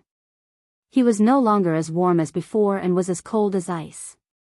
He seemed to be calm and said, "Don't misunderstand, my lord." Jiang Pengji responded with an, "Oh," and continued to ride on the horse's back to look at the unfolding great universal geographical map. The audience in the streaming room mocked her mercilessly. The army had been marching for many days and there wasn't much entertainment. Jiang Pengji relied on the bullet screen to kill time. "Hua Shikiu Piao, trash streamer, you're bullying my little Cici again, 360 degrees Quan Kong fan." Obviously, Ci Marin's gaze was so gentle just now, but it was interrupted by the streamer. "An unromantic guy like you is destined to live with your own hands for the rest of your life, okay? A single dog for life. Thomas Jianxian Defuen, streamer, let's hold hands. Whoever gets rid of his singlehood first is a dog. If he can get rid of his singlehood, he'll be a dog.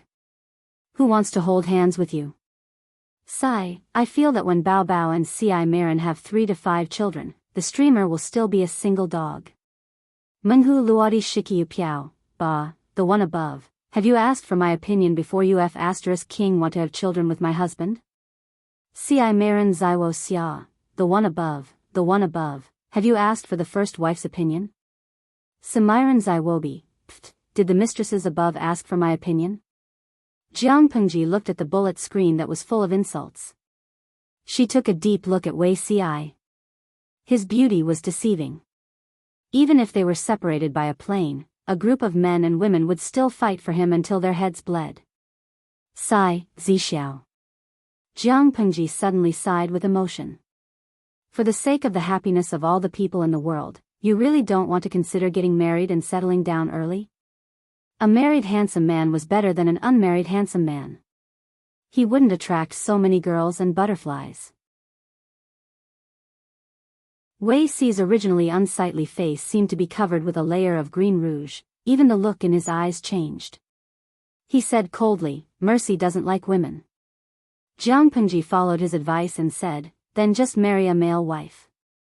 At least there'll be someone to warm your bed at night." Thinking of Wei Ci's physique that was afraid of the cold, he should find a hot partner. "No need, I don't like men either," Wei Ci said with a fake smile. It was a little difficult for him to speak. Jiang Pengji listened and looked at his face. Then, she slowly moved her gaze downward and stared at a certain spot. "Do you need to get a famous doctor to take a look? Women with a severe cold body would easily become weak and sickly. It would be difficult for them to give birth and they might even become completely infertile. Similarly, men with a cold body would be weak and sickly. Would it affect the normal work of a certain organ? Impotent at a young age and without a nightlife, it would be easy to have a psychological disorder after holding it in for a long time." Wei Ci's expression was completely unsightly. He started to deeply doubt whether he was blind in his previous life. Why did he only see the cold and aloof side of Her Majesty, but not her unreliable and indecent side? Sure enough, it was hard to see the big picture. He really had to go back and wash his eyes and polish them. Jiang Pengji happily teased Wei Ci until his face turned pale. Meng Hun, who was on the other side, was overjoyed. He thought it was just a small troop transporting provisions. He never expected it to be the Tsing army transporting provisions. Not only were there provisions, but there were also chests of gold, silver, and jewelry. Those things could not even be stuffed in the chests. When the lids were opened, it was estimated that there were 5 wagons. Oh my, it really made people envious. Many of the soldiers who used to be bandits couldn't wait to get into action and kill them. On the other hand, Meng Hun was more interested in the wagons of military supplies. If he could take them down, it would definitely be a great achievement. However, this was not the most eye-catching thing. In the middle of the troop transporting provisions, there were hundreds of women in ragged clothes. Many of them were barefooted and their faces were numb. Their wrists were tied up with a long hemp rope and strung together to prevent them from escaping. Li Yun hid beside Meng Hun and lowered his voice. Looking at the direction in which they are marching, could it be that they have robbed a rich district? It's hard to say. Although the majority of the Tsing army are people who are suffering, their behavior after they release their wild nature is even uglier and more disgusting than the imperial court. At most, the imperial court doesn't care about the lives and deaths of the people, but these Tsing army are unscrupulous and will not last long. Li Yun had always had a low opinion of the Tsing army. Now that he saw those women tied up on a rope like animals, whipped at every turn, and insulted with vulgar language, it was really unbearable for him. His determined eyes were filled with murderous intent. It's a chaotic world now. Meng Hun's heart was filled with bitterness. The butcher's knife of an animal is often not waved at its enemies, but at the weak women, the immobile elderly, and young children. If one takes a closer look, one can see that there are many greenish-gray heads hanging on the wagons of military supplies. There are men, women, the elderly, and children. This style is not like the people of Dongqing, it's more like the animals of the northern borderline and the southern barbarians. Li Yun was raised by his master, Xie Qian. When Xie Qian taught him spear techniques, he would also tell him stories about the outside world. The northern borderline and the southern barbarians were undeveloped places. Even if Xie Qian did not have any personal feelings, Li Yun could still feel the bloody cruelty. The old skinny man's words are called Rao Ba Hua, the woman's name is not envious sheep, the children call it bone rot, and the same eyes are two-legged sheep. These were the crimes committed by the 3 tribes of the northern borderline and the 4 factions of Nanman. The 3 tribes of the northern borderline have been eyeing Dongqing covetously all these years. Now that Dongqing is in chaos, how can they not be tempted? As for the Nanxing kingdom that was destroyed by the 4 factions of Nanman, the situation was even more tragic. Let's not talk about the numerous crimes committed along the way. After Nanxing's capital was breached, all the male members of the royal family were beheaded and hung on the city wall. All the women were forced to be prostitutes in the camp. The youngest was 3 to 5 years old, and the oldest was 50 to 60 years old. They were not spared. The 4 factions of Nanman even issued a massacre order in order to vent their anger at not being able to conquer the capital. They allowed the soldiers to kill in the capital for a day and a night. If this was not shocking, what about the 4 factions of Nanman that gathered people to eat? Capture people and eat them. Kill thousands every day. Pound and grind the stockade into hundreds of huge mounds. Take people alive and crush them in the mortar.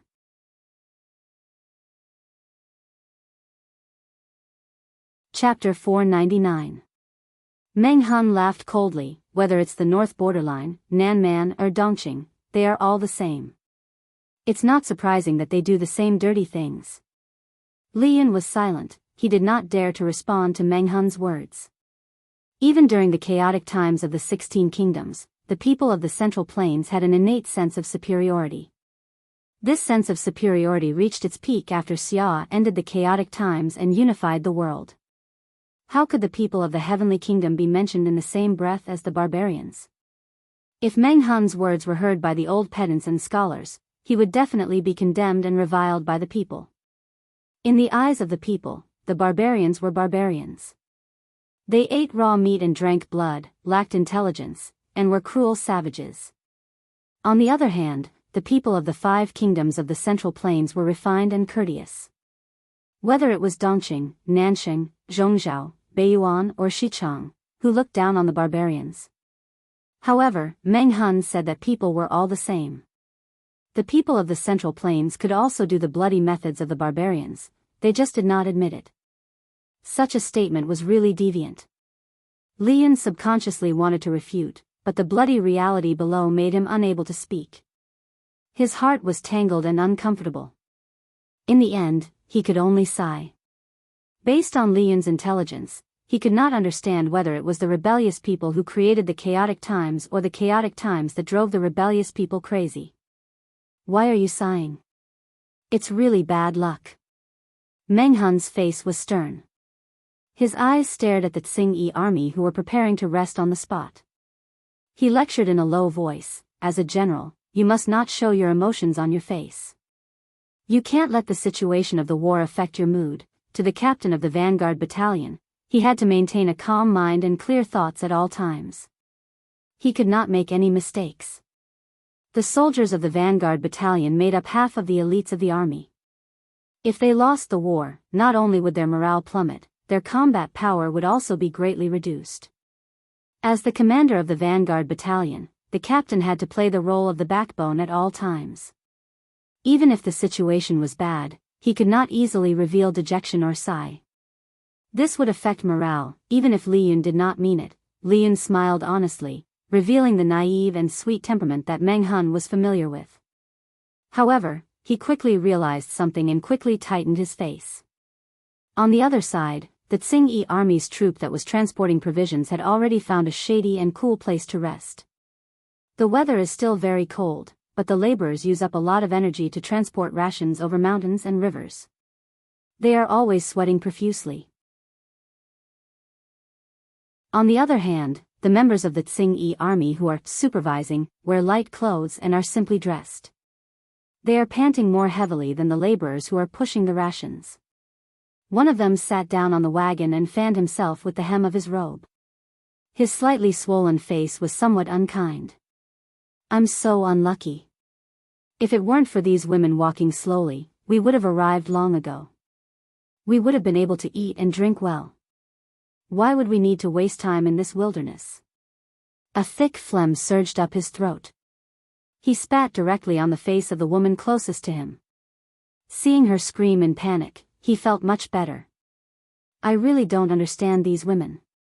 My children have already eaten, but they still lack a mouthful of phlegm." The other man leaned against the wagon, grabbed the head hanging from the back of his waist, pulled it off and threw it far away. "Don't go overboard. These women are to be shared with the brothers. I'll let you enjoy them in advance on the road, but don't break them. Since you've eaten the meat, you should let others have some soup." His gaze swept across the hundreds of women with disheveled hair, lowered heads, and shivered. He laughed wickedly, reminiscing something. Women's bodies are so soft, and they taste good. Chaotic times have their advantages. If the world was at peace, how could they have such comfortable days today? They risked their lives to be mountain men who work in the fields. They don't know how long they have to wait to taste women. There are few women. In remote villages, it is impossible to marry a woman. It is common for a few brothers to raise money and buy a wife together. There are about 1,000 members of the Tsing-Yi army guarding the rations team. Pairs of eyes lingered on the women. During this period of time, they hastened to transport the rations. The women are by their side, but they can't touch them. Only a few people of high status can casually drag one to the bushes to do it. Many people can't bear it anymore. However, due to the officer's prestige, no one dared to act rashly. "Look at your useless faces. When we go back, all the brothers will have a share. One by one, there's no hurry." Ha ha ha, those women seemed to have been tortured to the point of numbness. Apart from a few who revealed resentful gazes, the rest all had lifeless faces. How could they not be numb? Their villages and homes were destroyed in a day. Their fathers and brothers died tragically in front of them. Not only did their bodies suffer a blow, but their minds were on the verge of collapse. If this was just an appetizer, what happened every day on the road was like a blunt knife cutting their fragile nerves. If these beasts wanted to eat meat, they would be the best and freshest meat. They watched helplessly as people who were originally alive were chopped, washed, cut, and thrown into the pot to be cooked. There were even a few who were more stubborn who were cooked alive. What kind of feeling was that? They were either made to sit between two vats and fire was forced from the outside, or they were roasted on an iron frame, or their hands and feet were tied and first splashed with boiling water. Human flesh is said to think of meat. Eating it makes people think of it. Those who had the courage bit their tongues to commit suicide. Those who had no courage could only endure it bitterly. They trembled with fear, afraid that they would be the next victim. In comparison, the silver humiliation every night was nothing. They wanted to escape, but they had no shoes. There were many gravel in the surrounding terrain. Both their hands were tied to the same hemp rope. It was impossible for them to escape alone. Seeing that they were getting closer and closer to Anqing district, everyone's hearts surged with waves of despair. Some people even felt relieved. If they died like this, it would be good. Come to think of it, even hell wouldn't be so unbearable. A portion of the vanguard battalion hid in a secret place. The improved crossbows were already loaded. The crosshairs were aimed at the heads of the Tsing-Yi army. Chief. Why do I feel that the weather today is chilly? Someone felt a little uncomfortable. Another person said, look at these heads. Who doesn't feel cold? Cowards. There was a burst of laughter around them. Before joining the Tsing-Yi army, many of them were diligent farmers. However, after tasting impudence, they could no longer return to their original state. They could no longer find that simplicity. They wantonly ridiculed their cowardly comrades and roared with laughter. All right, if you've rested enough, all of you get up. Send this batch of food to the city, then enjoy the beauty together. Before the leader's voice died away, blood suddenly spurted out from between his eyebrows. An arrowhead was revealed. Many members of the Tsing-Yi army were about to bend over and get up or pick up the weapons at the side. They were at their most relaxed state. A wave of sneak attack killed 200 to 300 members of the Tsing-Yi army. Fortunately, Meng Hun and the rest took a roundabout route to the back of the Tsing-Yi army. Otherwise, their tracks would have been discovered by the other party.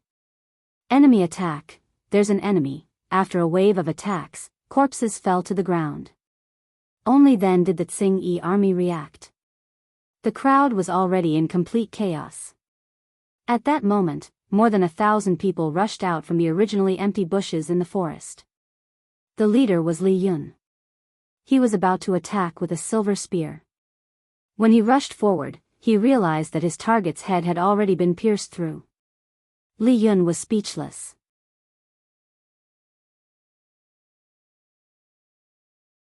Chapter 500.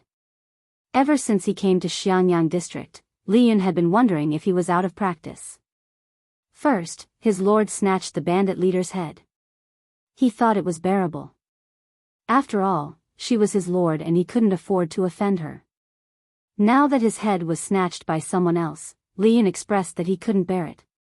When he skillfully retrieved his silver spear, he saw clearly who snatched his head. In a split second, Li Yun was speechless. Jiang Nongqin, the captain of the female battalion. Her rank was even higher than his. Just as he retrieved his silver spear, his nerves tensed. He brandished his spear and deflected the attack. Suddenly, the spearhead pierced through 2 people. Blood washed the silver spear. A streak of silver light streaked across the sky. The king of hell had already mercilessly taken 2 lives. Li Yun's gaze involuntarily fell on Jiang Nongqin.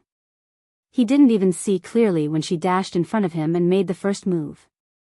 Now that he fixed his eyes on her, he felt that Meng Hun's words were right. This woman really shouldn't be provoked. If most of the soldiers used force to break through tricks and coordinated with their comrades to attack, defend or attack, Jiang Nongqin was a lone ranger. She didn't need the cooperation of others. She slid into the enemy's camp alone. It was fine if she didn't make a move, but once she did, it would be a life. Almost every move she made was aimed at the lifeline. 2 long and short knives of different lengths in her hands were like a judge's pen. Every time she made a move, she would mercilessly cross off a person's name.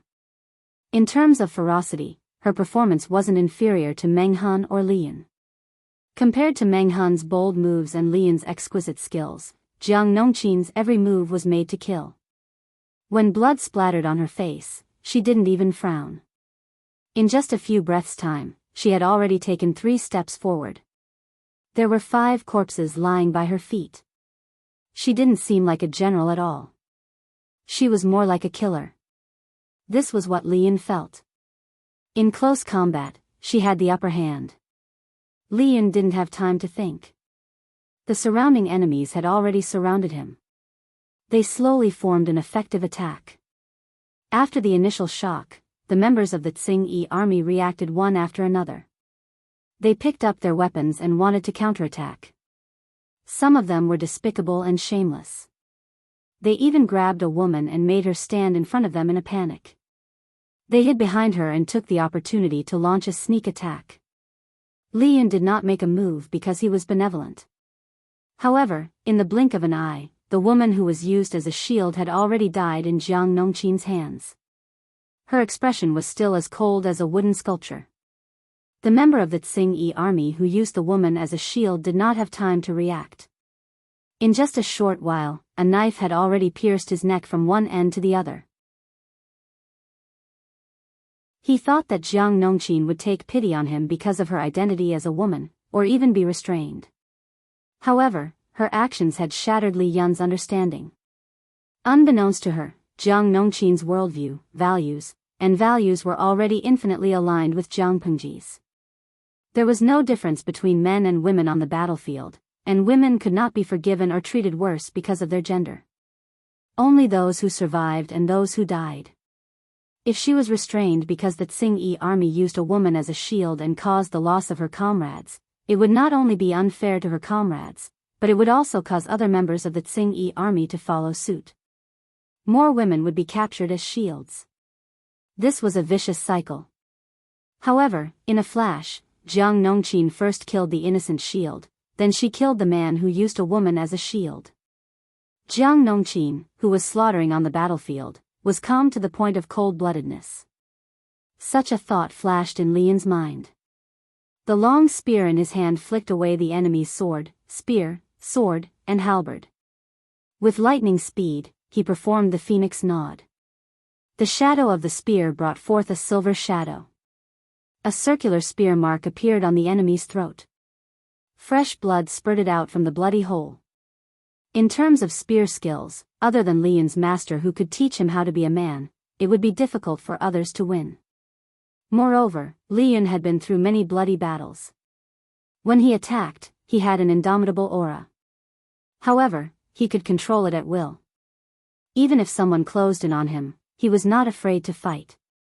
1 inch longer, 1 inch stronger, 1 inch shorter, 1 inch riskier. On the battlefield, people like Jiang Nongqin who fought with close-range weapons were at a disadvantage. However, her attack speed and body movements were rather outstanding. It was not easy for the motley crew of the Tsing-Yi army to hurt her. The people from the female camp were not as tyrannical as Jiang Nongqin, but their performance was remarkable. They fought in groups of 2 or 3 and worked together to besiege one person. However, they had only trained for a short period of time. Their psychological qualities were not up to standard. It was inevitable that they would have stage fright in the face of such a bloody scene. One of the female soldiers was careless and the Tsing-Yi army got close to her. She raised her huge spear high and was about to land on her head. The female soldier thought she was dead, but she heard the other party's cries of pain. She opened her eyes in a panic and saw that the Tsing-Yi army soldier had 2 bloody holes in her eyes. Her partner's fingers were holding 2 suspicious blood-colored balls. The male soldiers in the chaotic battle did not notice the abnormality over here. However, there were still 300 vanguard soldiers hiding in the dark, launching a sneak attack. Just now, when they were about to provide support, they saw with their own eyes that another female soldier dug out the other party's eyes. Damn it, the soldiers who saw this scene were so frightened that their hands trembled. They almost shot the crossbow. The female camp was really not to be provoked. digging out the eyes of a man without saying a word. Even a man would not be so ruthless. "Why are you in a daze?" Her partner's shout made the female soldier return to her senses. Her body had already reacted one step ahead of her mind. She pulled out the dagger from her waist. While the Tsing-Yi army soldier was bending over and howling in pain, she stabbed the back of the other party's neck with the dagger. There were not many Tsing-Yi army soldiers. The laborers who transported the rations were long scared out of their wits. They had all escaped during the first round of shooting. Those women could not leave because they were tied up with hemp ropes. How could the Tsing-Yi army be a match for the vanguard battalion?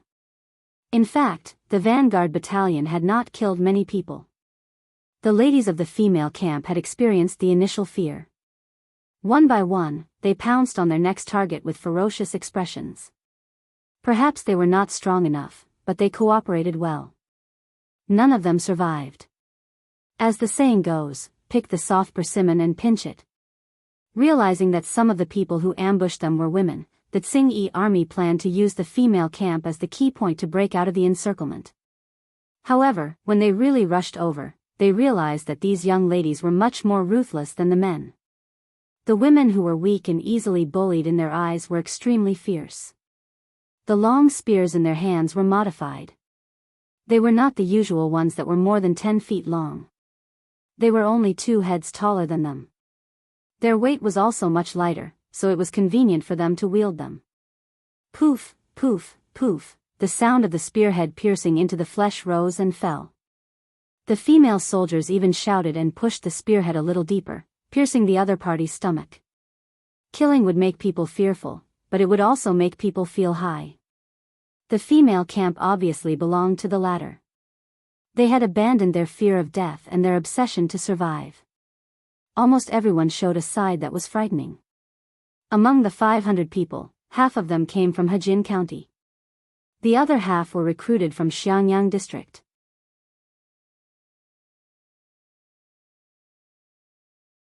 Chapter 501. Many people were so shocked that they were speechless. They thought to themselves, "Oh my God, have these girls been provoked by someone?" No one expected these women to have such a terrifying side. That ruthlessness was like stabbing the enemy who killed their father. No, if the fathers of these female soldiers had been killed, they might not have been so ruthless. After all, everyone knew the background of the women in the female camp. They were all abandoned by their families. Their lives at home were not satisfactory, and they were even tortured. However, they quickly overturned this judgment. Compared to these female soldiers, the reaction of the women who were surrounded was more terrifying. They just used their weapons to cut the hemp ropes that bound the women's wrists. The originally lifeless woman roared like a wild beast and pounced on the ground. She lifted the stones on the ground with both hands, and before anyone could react, she raised them up high and smashed them down with a bang. Clang, clang, clang, every hit used all the strength in her body. The hard skulls were smashed open. Brain juice mixed with blood and broken bones flowed all over the ground. The splashed filth splashed on her face, but she didn't feel it. She fiercely gritted her teeth. Her expression was ferocious and her eyes were about to split open. This was like a signal and also like a button. It unleashed the most resentful and wildest side of many women. Some even pounced on the bodies of the Tsing-Yi army.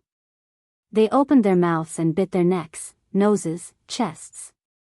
Blood mixed with flesh was bitten off. As the scene became more chaotic, more and more women vented their anger on the corpses of the Tsing-Yi army. They almost lost control. The soldiers were shocked by this unforeseen event.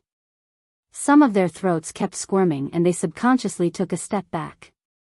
"Officer Meng, aren't you going to stop them?" Lian saw these people's actions and faintly felt a chill run down his spine. These women's outburst of madness made even him tremble. Some of the corpses of the Tsing-Yi army were even smashed into a pool of blood and flesh. They still had no intention of giving up. 2 women even snatched the long spears from the female soldiers. They held the spears tightly with both hands and kept stabbing the corpses of the Tsing-Yi army who had already breathed their last. Fresh blood flowed out from the holes of the sieve-like corpses. Even the veteran soldiers who were used to seeing bloodshed could not bear to look at it. Meng Han looked at the women's reactions and was silent for a while. He raised his hand to stop Lian. When one's emotions were suppressed too much, there were usually two situations. Either he would become a cripple and his life would be over, or he would completely explode and change his temperament. This batch of women who were held captive and abused by the Tsing army, a small portion of them had been tortured to the point of losing their sanity, while the rest were as deranged as lunatics. The best way was to give them an outlet to vent their anger. It's fine, let them continue to vent. Let's go pack up the supply carts, we can't stay here for long. If this batch of rations did not arrive in Qingan district, it was hard to guarantee that the Tsing army would not send people to check and provide support. Lian was stunned. He looked at the deranged women and only found his voice after a while. But, what about these women? If all of them were to stay where they were, there were jackals, wolves, tigers, and leopards in the mountains. Not far away in Qingan district, there was also the Tsing army. Meng Han stopped in his tracks and said helplessly, "We are the vanguard, we can't take them with us." Li Yun understood this logic. After all, he had to look at the bigger picture. Meng Han sighed and said, "It's less than half a day's journey from here to Qingan district. They will be safe once our lord has conquered Qingan district. If the main army met them, perhaps they could take them in for a while. But they were the vanguard, they could not take these people with them." Jiang Nongqin used a cloth torn from the corpses of the Tsing army to wipe her blood-covered blade while walking towards the two of them. She said in a hoarse voice, "I asked the troops to inform these women to hide in a safe place as soon as possible and wait for news from Qingan district. The Tsing army has been waiting for rations for a long time. If these women still stay here, they will inevitably be implicated." At that moment, the troops had already started to clean up the battlefield. Those who were not injured pushed the supply carts away, while those who were injured received the care of the female soldiers. The male soldier who accepted her bandage could not help but tremble. Fear was clearly written on his face. "Why are you trembling?" A female soldier had a fierce look on her face. Her face and neck were covered in the enemy's blood. It was already very scary, but now she deliberately pulled a long face and looked fierce. Since when did women become so scary? The troops were very careful even when they swallowed. They were afraid that their movements would make the other party unhappy. Not only did the female soldiers carry weapons, but they also carried a small bag of items to treat wounds. It was used to clean the filth from the wound and clean and bandage it. This was also a compulsory item in the first aid course. Almost every female soldier was forced to learn it. At least, they had to master theoretical knowledge. Because there was no goal of hands-on experiments when they were learning, they only had theoretical knowledge but no practical experience. Fortunately, there was no lack of practice targets on the battlefield. It was not a fatal wound, but it was a little rough when treating the wounds. Some of the troops were in so much pain that they grimaced in pain. They wanted to scold them in rage, but the ruthless look of the female soldiers when they killed flashed in front of their eyes. They could only swallow their anger aggrievedly. Damn, is such a fierce woman still a woman? Because there was support from the crossbowmen in the dark, there were no deaths or losses in the surprise attack. Many people were injured, but it was not fatal. After transporting the supply carts away, the vanguard did not deal with the corpses of the Tsing army. Instead, they left them exposed in the wild to be eaten by wild beasts. Those women vented their anger ferociously. They only woke up after they were exhausted and regained their senses. One by one, they stared at the soldiers of the vanguard with vicious and guarded gazes. However, the soldiers did not pay attention to them. Instead, they pushed the supply carts away without looking sideways. The rules of the military camp were very strict. None of them dared to challenge it, not to mention that there were 2 lieutenants and a deputy lieutenant watching. Who dared to commit a crime against the law? Another reason was that they were really frightened by the female soldiers. For a while, they were traumatized by women. Quickly leave this place. Escape to the mountains and hide for a few days. The Tsing-Yi army may send troops out of the city to receive the supply carts. If they discover your traces and see the corpses on the ground, the Tsing-Yi army bastards will not let you off. In less than half a day, Jianghu district would probably receive news of the sneak attack on the supply carts. One must know that previously, the cooks who transported the rations abandoned the rations and ran in all directions. This news could not be hidden for long. The female soldiers conveyed the message of the female battalion's lieutenant, Jiang Nongqin. The malice and guard in those women's eyes did not decrease. When they saw that this group of people really did not care about them and those men did not even look at them, some of them could not help it. Can you bring us along, please save our lives? Although they survived, they were abandoned in the wilderness. Surrounding them were only the Tsing-Yi army who had died beyond recognition. After all, they were still afraid. Previously, they were not afraid because they were dominated by hatred. Now that their emotions had calmed down, their weak side prevailed again. No.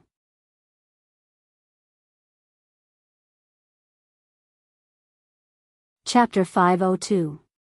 The woman was confused by the female soldier's quick reply and blurted out subconsciously. Why not? The one in front of them was also a woman, why couldn't she bring them along? The female soldier said, marching to war isn't child's play. Find a place to hide and wait for the news from Jianghu district. Many of the women were at a loss, as if they didn't know what to do in the future. There were also a few more shrewish women who were very afraid of the female soldier's cold and uncaring attitude. They wanted to hold on to the last piece of driftwood and spoke without thinking. Why didn't you save us? Are you afraid that we'll steal your men and that's why you're talking nonsense? If it was any other time, if they really met such women, they might have pounced on them and torn their mouths apart. Although the people in the mountains were simple, it didn't mean that they weren't stupid and savage. This kind of savage was often used against the weak. Most of the female soldiers were between 13 and 15 years old. In this era, this age was enough to be engaged and find a family. However, most of them were unmarried and had no immunity to those dirty words. How could they compare to the real shrewish shrews? The female soldier's face turned red and green, as if some bad memories had been evoked. Wasn't the female battalion initially misunderstood as a brothel? When her family sent her over, they looked at her as if she was a person who had contracted a disease. When they pushed her into the fire pit, they couldn't wait to get away from her, as if being a camp prostitute was her fault. Now that the female battalions had gained their reputation, and this surprise attack had displayed the combat strength of the female battalions, presumably, no male soldiers would dare to look down on the female soldiers of the female battalions. However, their moods were not even a little brighter, and they were actually pointed at and ridiculed. Who could stand it? The female soldier held a long spear, the red tassel on the spearhead dripping with uncoagulated human blood. She glared coldly at the person who spoke. She snorted and turned to leave. She had already conveyed the message. If these women lost their lives because they didn't listen to the advice, they couldn't care less. After the woman finished speaking, the more she thought about it, the more reasonable she felt. Just as she was about to argue, the female soldier threw her a disdainful look, turned around and left. Left. From the beginning to the end, she didn't even look at her. The female soldier had only taken a few steps when the woman behind her sat on the ground. She stretched out her legs and slapped her thighs with both hands. Her face was crying and her mouth was muttering curses. She cursed the Tsing-Yi army for being heartless, cursed herself for having a tough life, and cursed God for being unfair. Have you conveyed the message? Some of the women's battalion stayed behind to retreat. Jiang Nongqin was one of them. The female soldier said, I've already brought them here, but I don't know if they'll listen. Jiang Nongqin's face was cold and her tone was flat. Everyone has their own fate. If they die here, so be it. In today's world, the least valuable thing is human life. Those who want to save themselves can still be saved, but those who want others to save them are doomed to be hopeless. Marching to war meant that one's head was tied to one's belt. The soldiers couldn't even take care of themselves, so where would they find the time to deal with these things? Didn't they see that the Tsing army that was escorting the rations was completely annihilated? Not a single one was left alive. Apart from the fact that the women were too ruthless and those women killed the defenseless Tsing army, there was another reason. Captives were not needed at all times. Once they became captives, their lives could be ended at any time. Sometimes, in order to speed up the army, the captives would be a burden. The merciful ones would be given a quick death, while the cruel ones would be buried alive. What's more, if there was a shortage of rations, the captives would even be slaughtered and made into dried meat to satisfy their hunger. The Lord was rich, but it wasn't to the extent of making dried meat. However, if the captives were a burden, Jianghu wouldn't be merciful. Captives could be used as free labor. What about these women? Apart from being a burden, they would only be a burden. Anyway, they had already been extremely benevolent. If the other party couldn't think it through, they could only wait for death. Jianghu retracted her gaze and said calmly, "Let's go and catch up with the troops in front." Yes. After everyone left, those women looked at each other blankly. Some of the smarter ones had already thought of finding a place to hide to avoid suspicion. Those who were immersed in their own thoughts were crying, making a scene, and cursing dirty things. Occasionally, they would even involve the soldiers in the women's camp. In short, they had never thought that the women soldiers were decent soldiers and not prostitutes who used their beauty to serve men. Naturally, there were some who were tortured by the Tsing army to the point where they were like walking corpses. They simply didn't care about what was happening in the outside world. Those who deserved to die, someone sneered coldly and said in a peculiar tone, "You're not good looking, why would they like you? Even when you're cooking and eating, you're complaining that you're dirty. When those beasts were suppressing you, weren't you fawning over this and that? I didn't see you hate them so much then." The woman who spoke had reason to hate the woman who was making a scene. Many women came from the same village. Those beasts from the Tsing army were suppressing her. In order to protect herself, she blurted out that she was hiding in the cellar. She pointed out the hiding places of many women just to gain some benefits from the Tsing army. What a stupid woman, her intestines were completely black. If she hadn't done that, a few women in the village could have escaped. It was all because of this rotten black widow. Some could not bear the humiliation and committed suicide. Some were humiliated to death. Some gritted their teeth and were bullied by beasts one after another. There were also people who had their limbs chopped off and the flesh on their chests cut off. They were thrown into the pot to cook meat soup. Why didn't such a woman die? That woman was like a fur on her tail that had been stepped on. She bared her fangs and brandished her claws and pounced on her, wanting to tear her face. However, she didn't succeed. Her face was hit by a flying stone. A hole was immediately formed on her forehead and blood flowed out. She cried and howled. Tears and mucus flowed down her face. Before the village was in trouble, this woman loved to gossip. She made up stories about women from different families having affairs with other men. Her mouth was full of obscenities and she even caused people to die. She clearly knew that the butcher at the village entrance was petty and very possessive of his wife. However, she still talked nonsense everywhere. She said that the butcher's wife was fooling around with the village's ruffians at home. She made it sound so real. That young wife was unable to defend herself. She was beaten to death by the jealous butcher. Only then did the talkative woman shut up in embarrassment.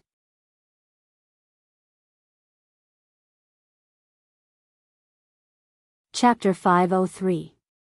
On the other side, the people in Shingan district were also restless.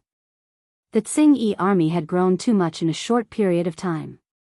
Everyone was like a mouth, but they couldn't take out enough food to feed everyone. They could only plunder and clean up everywhere.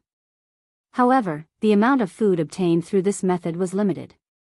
Many people still couldn't fill their stomachs. There were people in the Tsing army, but no one could manage such a big family business. They were short-sighted and did not know how to manage it. To put it bluntly, they were a group of bandits with no discipline or morals. Even though they were more powerful than the Red Lotus group in the beginning, after a winter of anxiety, the Tsing-Yi army's power became smaller and smaller. On the contrary, the Red Lotus group was like the sun in the sky. Its territory expanded step by step, further reducing the living space of the Tsing-Yi army. Now, Qingan district was desolate. The people shut their doors and did not go out. There were few people on the streets. No one dared to expose their rations. The merchants who could escape had already done so. Those who could not escape had been plundered by the Tsing-Yi army. Half a lifetime's worth of savings had been forcibly taken away. Those who were lucky could still keep their lives.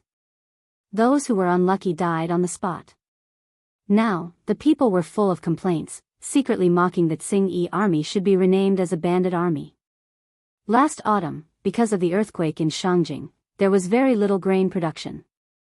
Moreover, the Tsing-Yi army was causing trouble everywhere. This caused the farmers in Qingan district to lose their annual harvest. After the beginning of spring, there were no good seeds to sow, and the grain stored at home was robbed by the Tsing-Yi army. Many people could not stand the hunger and the tyranny of the Tsing-Yi army. They were afraid of losing their lives, so those who could escape escaped. The old, weak, sick, and disabled who couldn't escape stayed behind, relying on the food they carefully stored to survive day after day. Some people were even afraid that the smoke from cooking rice would attract the Tsing-Yi army, so they only dared to soak the rice in water and then eat it. Last winter, countless people froze to death. Now, there were people starving to death in Qingan district every day. The district headquarters had already been occupied by the Tsing-Yi army. As one of their main camps, it still maintained its luxurious decorations. The common people outside did not have warm clothes, did not have enough to eat, so they froze to death or starved to death. The leaders of the Tsing-Yi army, on the other hand, were enjoying themselves, eating meat and drinking wine. However, they were not in the mood to enjoy such an extravagant life because there was not enough food in Qingan district. If the food shortage continued, not only would the people below starve, but they would also have to endure the taste of hunger. Damn it, didn't they say there was a batch of rations? Looking at the time, even if he crawled, he should be here by now. Why isn't he here yet? After half a year, many of the valiant leaders had grown fat, and this one was no exception. His fingers were full of fat, and his knuckles were round and round, looking like short fat sausages. His originally bronze-colored skin had also become a bit whiter. Could it be a problem on the road? The members of the Tsing-Yi army who were in the district headquarters were at least at the level of a small chieftain. Their faces were all flushed red. Looking at their faces, one could tell that they had lived comfortably in the past. After all, the Red Lotus group's evildoers are very strange.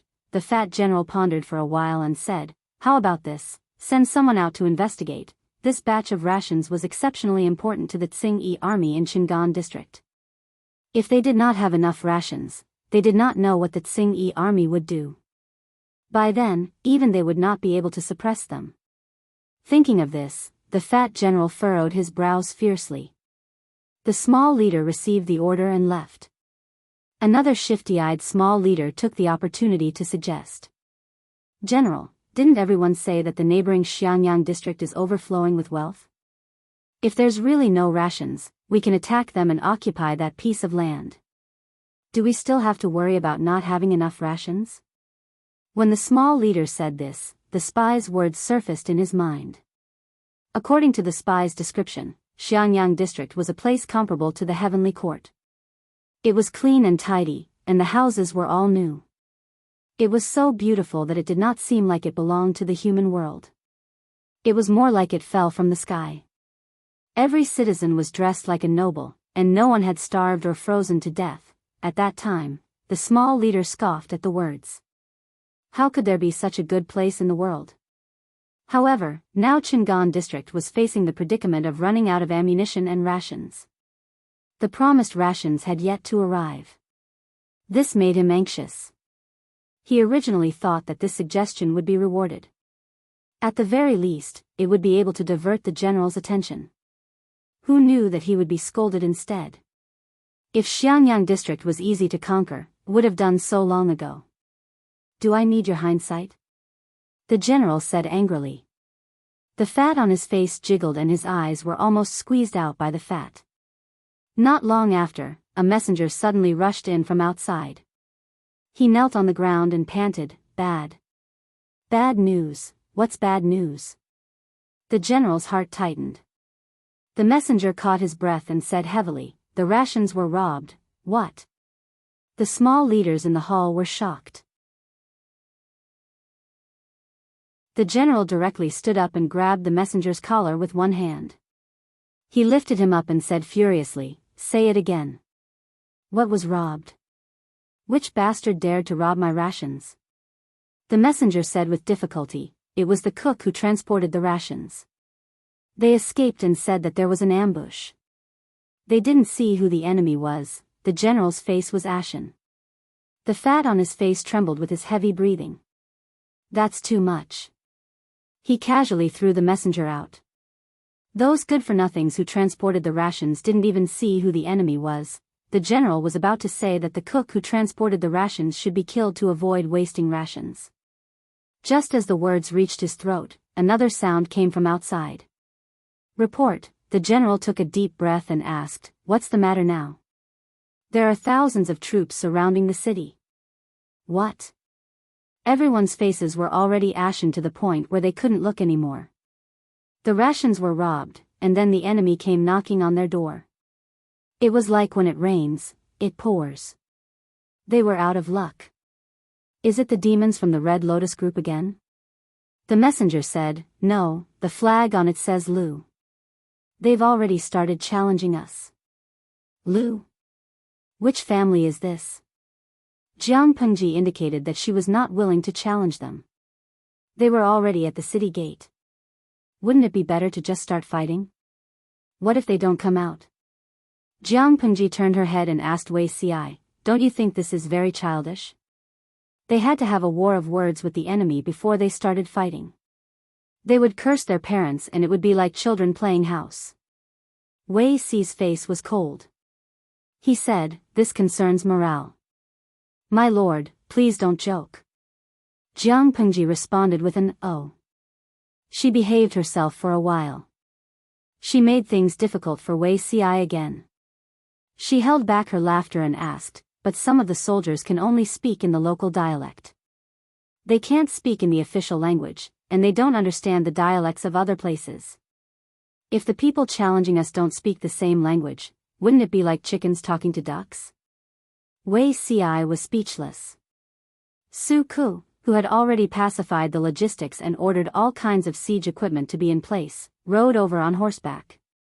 When he heard this tricky question, he almost fell off his horse. She could not make things difficult for Wei Zixiao. Even if she asked Master Yuanjing, the old man might not be able to answer. Jiang Pengji muttered to herself, "Do both sides have to communicate beforehand and send an interpreter who is proficient in dialects?"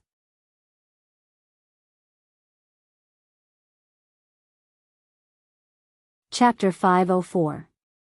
Xiaozai Wipabai. To be honest, I really don't understand the thinking of the ancient people. Why did they inform you before the war? You have to be careful, I'm bringing people to fight you. I'll give you time to prepare. Come out and fight it out. Jiang Pengji saw the bullet screen and secretly nodded. She had the same idea. Why did they have to challenge them outside the city? They could just give the order to attack. They had enough siege equipment. It would not be a problem to break through the walls of Anqing district. If Wei Ci knew what she was thinking, he would probably sigh again.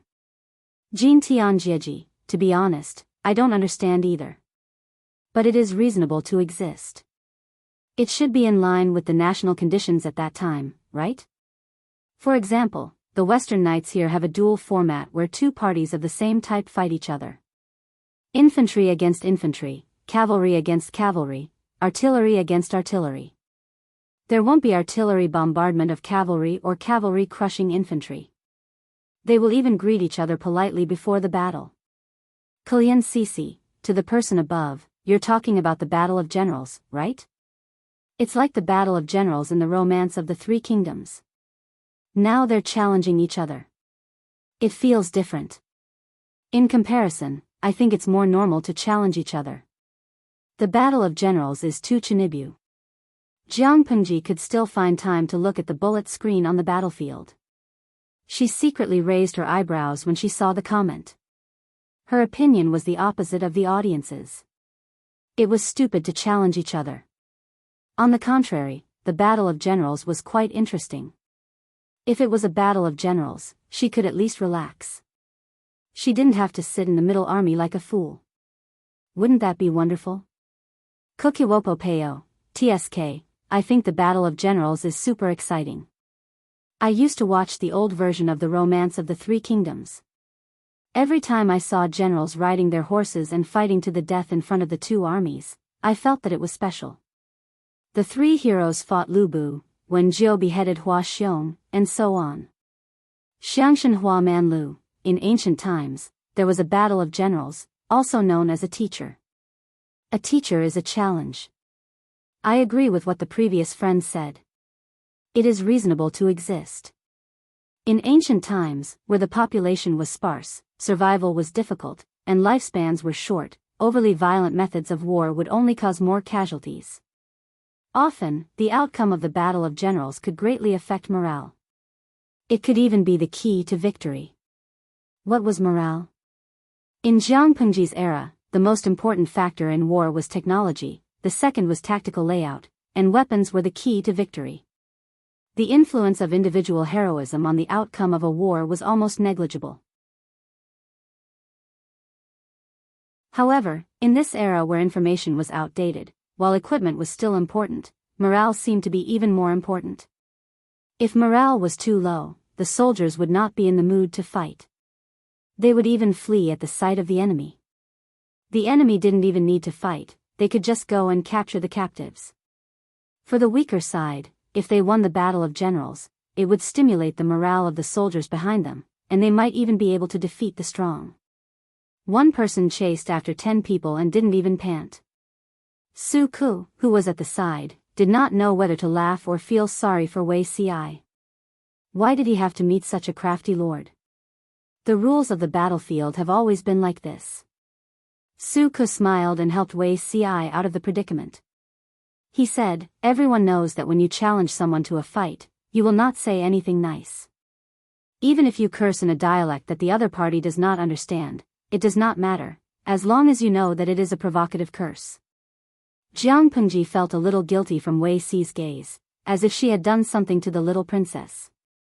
Now that Su Ku was trying to give her a way out, she went along with it. She changed the topic in a stiff tone, pretending to be concerned about the battle. Looking at the watchtower, he said, what should we do if no one comes out? Wei Ci said, continue shouting.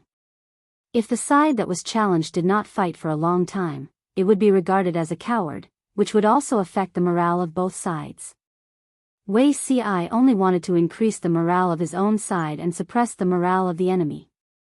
It was not important whether the other party came out to fight or not. If they did not come out to fight, continue shouting and attack when the time was right. If they came out to fight, it would be better. The martial arts of their own generals were not just for show, the morale of the other party would collapse faster. The B** starred upstairs, if you have the guts, come down and fight with me.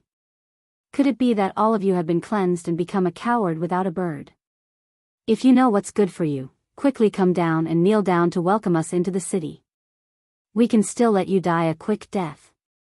It was obvious that a battle was approaching, but the scene of the confrontation at the top and bottom of the city was too funny. The atmosphere in the streaming room was quite relaxed. The soldiers who were cursing below were not tired of it. They could not wait to spread their voices throughout the entire Qingan district. The members of the Tsing-Yi army on the watchtower looked panicked and afraid. They were so stunned that they could not even retort. The more it was like this, the greater the difference in morale between both sides. At that moment, Jiang Pengji squinted her eyes and suddenly said, someone's coming. Not long after, an unusually plump and strong man appeared on the battlement of the city wall. He was bare-chested like the Maitreya Buddha, exposing his chest, buttocks, and breasts. As soon as he came up, he cursed exasperatedly. Son of AB *TCH downstairs, your grandfather is here. Li Yun squinted his eyes, brandished his spear, and urged his horse forward. My lord, please allow me to fight with the villain. I will definitely take the head of the enemy. Jiang Pengji glanced at Li Yun with hidden bitterness. He had already volunteered to fight, how could she snatch the head of her subordinate? Was she that kind of lord? Go, I wish you a triumphant return, Jiang Pengji said seemingly magnanimously, but there was a hint of reluctance in her eyes. Li Yun was a simple-minded child, how could he understand all this? He did not understand, but Wei Ci did. Li Yun would definitely be put in a difficult position when he returned. Creak, the city gate of Qingan district opened a crack. 3 leaders came out on horseback. Behind them were hundreds of members of the Tsing-Yi army. When everyone saw the appearance of the leader, they almost burst out laughing. Tsangtsuan Yuanya, what the F***ck, did you see that poor horse? Its hooves are trembling, right? Pia Pia Weiyang, the best of the match, the most pitiful horse in history. Looking from afar, the leader of the Tsing-Yi army was holding a huge axe in his right hand. Although his clothes were gathered up, because his body was too fat, it looked like it was tightly attached to his body. His width alone was equivalent to that of 3 normal men. He sat alone on the horse's back, his buttocks occupied half of the horse's body, and his fat flesh collapsed. The horse he was riding was also overweight. It did not have the vigorous posture that a fine horse should have, and its 4 hooves were trembling. How was this a battle? This must be a comedy, right? Kneeling for Biyao, I say, my horse is amazing. It's so fat, but it can still carry its owner who weighs a small mountain. Buqianliu, I guess it's more than 280 catties? Including the axe in his hand, it should be close to 400. What a hard-working horse. The fat general of the Tsing-Yi army raised his big axe and said to Li Yun, who had come out on horseback. Grandson, your grandfather is here. Li Yun snorted coldly. The horse he was riding seemed to have sensed it and snorted. At that moment, the members of the Tsing-Yi army on the city walls suddenly shouted, General Tsangtian is mighty. General Tsangtian will win. Li Yun's hearing was superb. He almost pulled a long face when he heard that. Was the Tsing-Yi army invited by a fool? Jiang Pengji resisted the urge to smile. She coughed softly and waved her hand. Beat the drums. You ignorant brat, give me your life. General Tsangtian shouted. The fat horse he was riding suddenly broke out at a speed that did not match its size.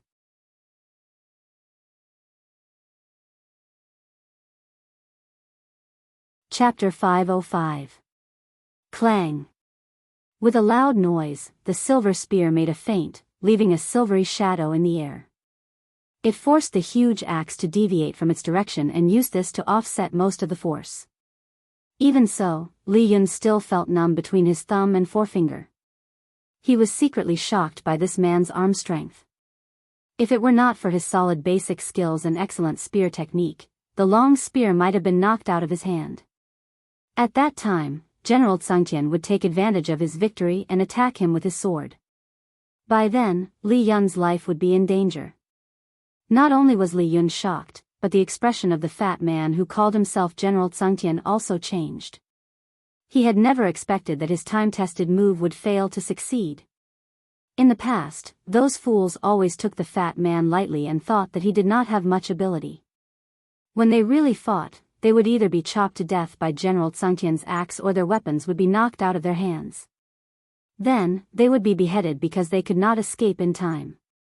Li Yun's specialty was not strength but speed. No matter how strong General Tsangtian was, it was useless if he could not hit someone. Every time Li Yun deflected the force, it felt like a fist punching cotton. It was extremely uncomfortable. Li Yun's attack speed was extremely fast. Even a conceited person like General Tsangtian did not dare to take it lightly. This was because Li Yun was very good at restraining those who use strength to break tricks. Unfortunately, General Tsangtian was one of them. Li Yun slightly narrowed his phoenix eyes. After a few tentative attacks, he soon found out General Tsangtian's weakness. It was true that General Tsangtian was very strong and his huge body gave people a strong visual impression, but he also had two fatal points. One was his reaction speed. In Li Yun's view, General Tsangtian was as slow as a tortoise. The second was his endurance. Just now, General Tsangtian had used all his strength when they met face to face. After missing a move, General Tsangtian's breathing began to become heavier.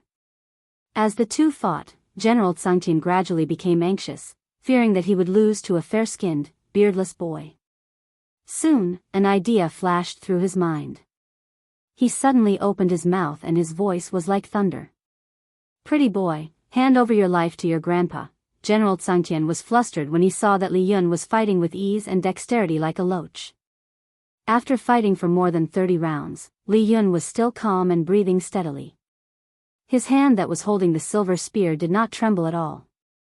Obviously, Li Yun was looking for an opportunity to kill him. He shouted loudly, trying to use his voice to disturb Li Yun. At the same time, he found an escape route for himself.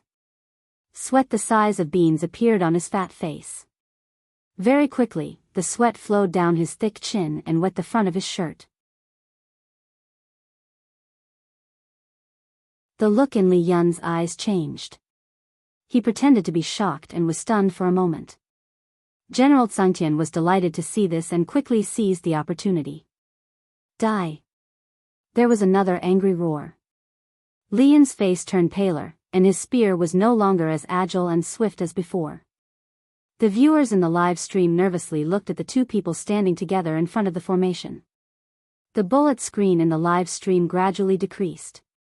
Obviously, their attention was attracted by the battle and they were not in the mood to send bullet screens. However, following General Tsangtian's roar, the bullet screen exploded. "Luo Luo peanut candy, F***CK, that's too shameless." That loud voice almost scared me to the point that I lost my phone. Han Mei is so close to him, and I'm worried about his ears. If he's scared by accident, he might lose his life. Shua Hailiuxiang, how should I put it? Although the Battle of Generals is a one-on-one challenge, it involves a fight of life and death after all. Apart from not allowing a second person to intervene, any means are allowed. For example, shouting to disturb the opponent is not considered shameless. Chiue Bo, although it's allowed, Brother Han Mei is concentrating on the battle. If he suddenly shouted like that, wouldn't a timid person be scared out of his wits? Think about it. When you are concentrating on doing your homework or listening to a lecture, a guy roars in your ear. His voice is comparable to heavenly thunder. I think not only will he be scared out of his wits, but he will also probably go deaf. The plane is late, my heart aches for Brother Han Mei. Streamer, accept the gift. Remember not to starve my husband. Chow, my heart aches for him too. Besides, that's my husband with unparalleled waist strength. How can he be a mistress? Because of the system's little tricks, the user will be kicked out of the streaming room and his IP address will be blocked as soon as the national forces or influential organizations of that dimension appear on the bullet screen. Therefore, most of the audience in the streaming room are onlookers. It's easy for them to deviate from the topic. Unparalleled waist strength. Thinking about it carefully, it's a bit dirty. After a while, the spectators realized that something was wrong. Is Brother Han Mei going to be defeated? It seems that since General Tsangtian's trick, Brother Han Mei has slowly fallen into a disadvantageous position.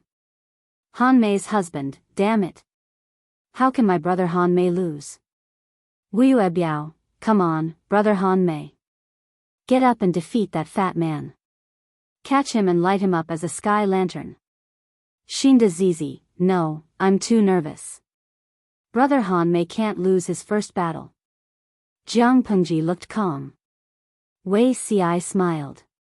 Only Su Ku, who was unaware of the situation, was so anxious that he gripped the reins tightly, fearing that Li Yun would be defeated. On the battlefield, the sound of drums was like thunder. The banners were fluttering and the strong wind was blowing. Li Yun gradually showed signs of defeat. In the last blow, the silver spear in his hand was almost knocked out of his hand. Jiang Pengji suddenly said, "Soon, Li Yun was no match for General Tsungtian. He could only clench his teeth and turn around to escape. He got off the warhorse and ran very fast. General Tsungtian laughed and chased after him. He raised his axe high and was about to chop it down. Just at that moment, the door in front of General Tsungtian was wide open and there were flaws everywhere. A good chance. Li Yun, who had already patted his horse to escape, had a sharp look on his face. He pulled the reins with his left hand abruptly and the horse he got off turned around. Li Yun, who was supposed to escape, did not. The weak momentum of his spear was stronger than when he was at his peak. It seemed that the frequent predicament he was in just now was just an illusion of General Tsungtian. Shocked, he wanted to withdraw his weapon to resist, but a dazzling silver light had already struck him like a thunderbolt. Poof! The sound of the spearhead piercing into flesh was heard. The silver light had already sunk into General Tsungtian's body. Li Yun bent his waist handsomely on the back of his horse and sidestepped General Tsungtian's inertia. He went around to General Tsungtian's back, raised his hand, and grabbed the silver spear that had penetrated General Tsungtian's body. Then he pulled it out forcefully. Beautiful. A trace of admiration flashed across Jiang Pengji's eyes. Li Yun had beheaded General Tsungtian. Then he grabbed the head and spurred his horse back to the battlefield. "My lord, fortunately, I didn't disappoint you." Li Yun's face was still a little flushed and his breathing was only slightly rapid.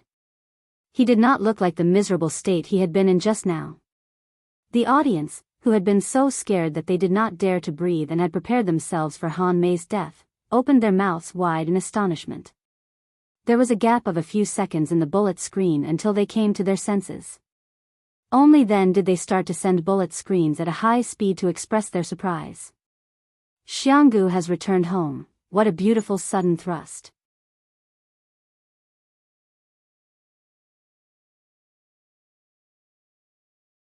Chapter 506. When Li Yun returned with General Tsungtian's head in his hand, the drumming sounds on their side became louder and louder like raindrops. The drummers were so excited that their cheeks turned red and their veins stood out.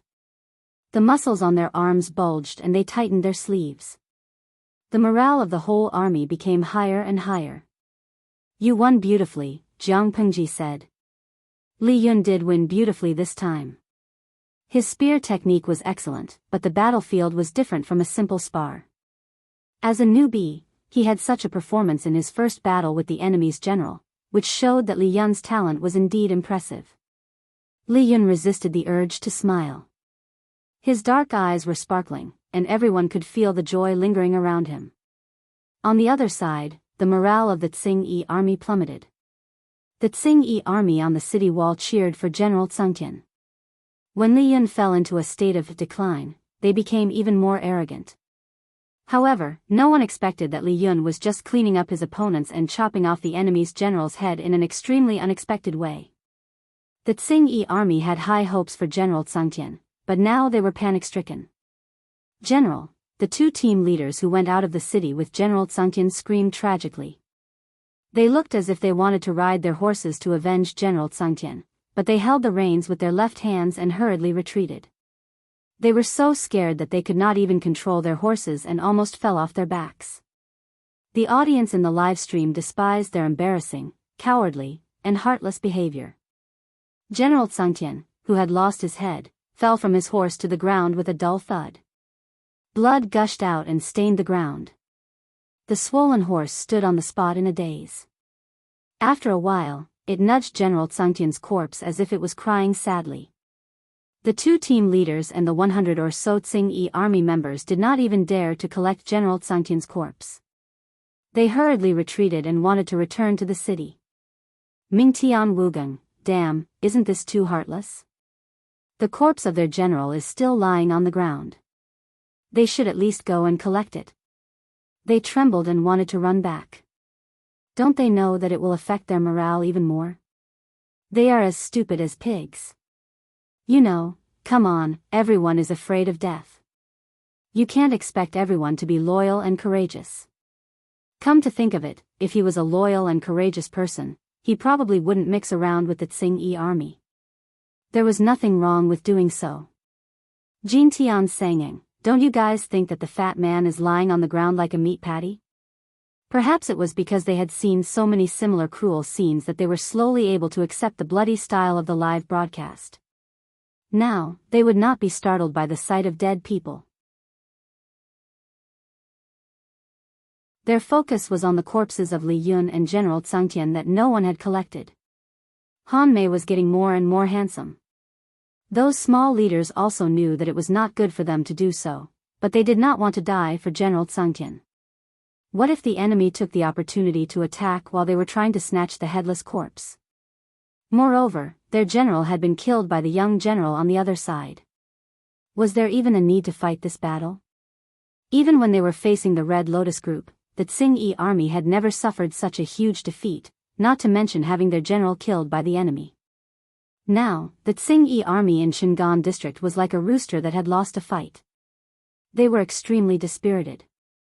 No one stood up to boost their morale, which caused their morale to become lower and lower. They completely lost the courage to fight. They only wanted to use the tall city gate to block the enemy and gain a sense of security. However, even if they were to defend the city, they did not think that they could defend it. It turned out that whether they wanted to fight or not, Jiang Pengji was definitely going to fight. Seeing that the Tsing-yi army could no longer raise their morale, Jiang Pengji smiled. It was better to let them die faster. Take my bow and arrow.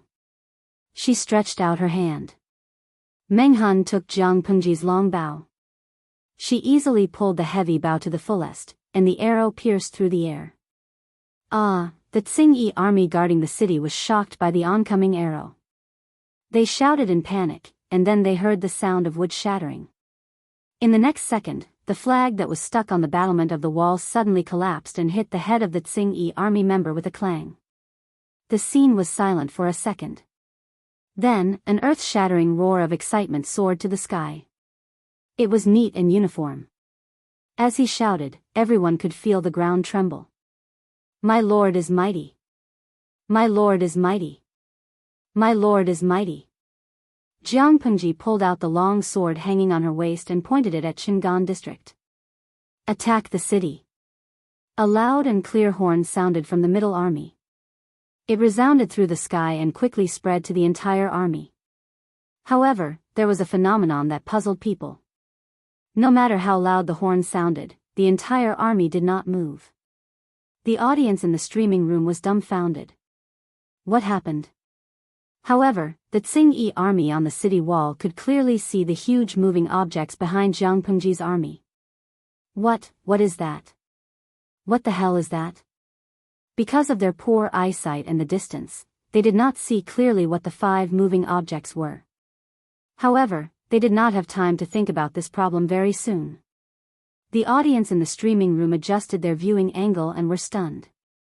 Chun Lai, damn, it's a catapult. Chi Yun, the streamer wants to go to heaven. You're using such a brutal catapult to attack Shingan district? Jiang Pengji would stream every day. It was no exception when she was busy with the siege equipment. The audience in the streaming room more or less understood how terrifying the catapult she made was. It was a fixed-point attack. Not only could the soldiers control the landing position of the stone, but they could also adjust the distance. In theory, this kind of catapult could at most bear a stone of 150 kilograms. It could be thrown over a very long distance. When it landed, it could create a pit that was 2 to 3 meters deep. Using this thing to attack Shingan district. Oh my, the streamer was not planning to attack the city. She was planning to be a demolition team and directly tear down the city walls of Shingan district. In reality, she just wanted to let her subordinates witness the results of their lord's play with wood. In the future, technology would play an increasingly important role on the battlefield. However, the era of using human lives to fill the gap would one day pass. Jiang Nongqin commanded the artillery of the catapult to aim at the city walls of Shingan district. She said in a hoarse voice, "Fire." There was a buzzing sound. 5 huge stones flew toward the city walls like meteorites from outer space. Bang! Bang! Bang! Bang! 5 consecutive sounds rang out. The seemingly sturdy city walls were destroyed like a knife cutting through tofu.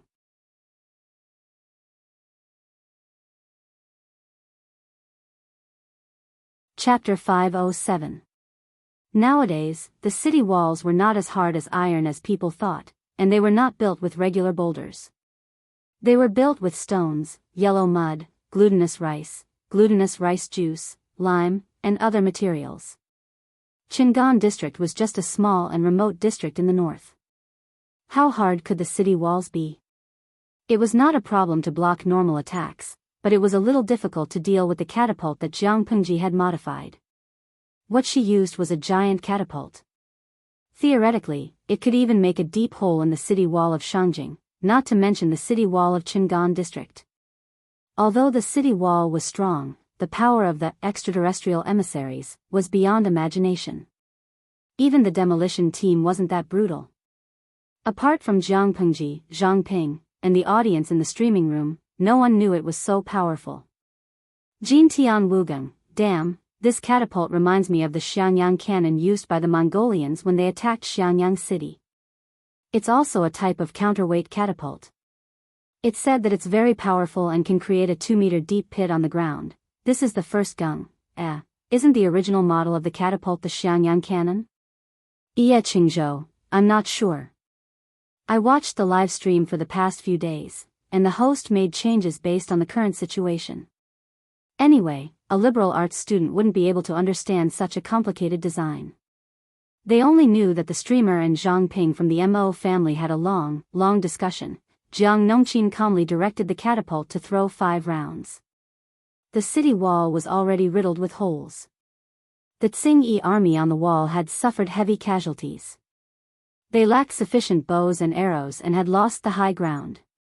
They were unable to mount an effective resistance to the subsequent assault. Jiang Pengji ordered the catapult to stop throwing stones. She issued a few military orders in succession. More than 10 elevator ladders were pushed out from the military formation.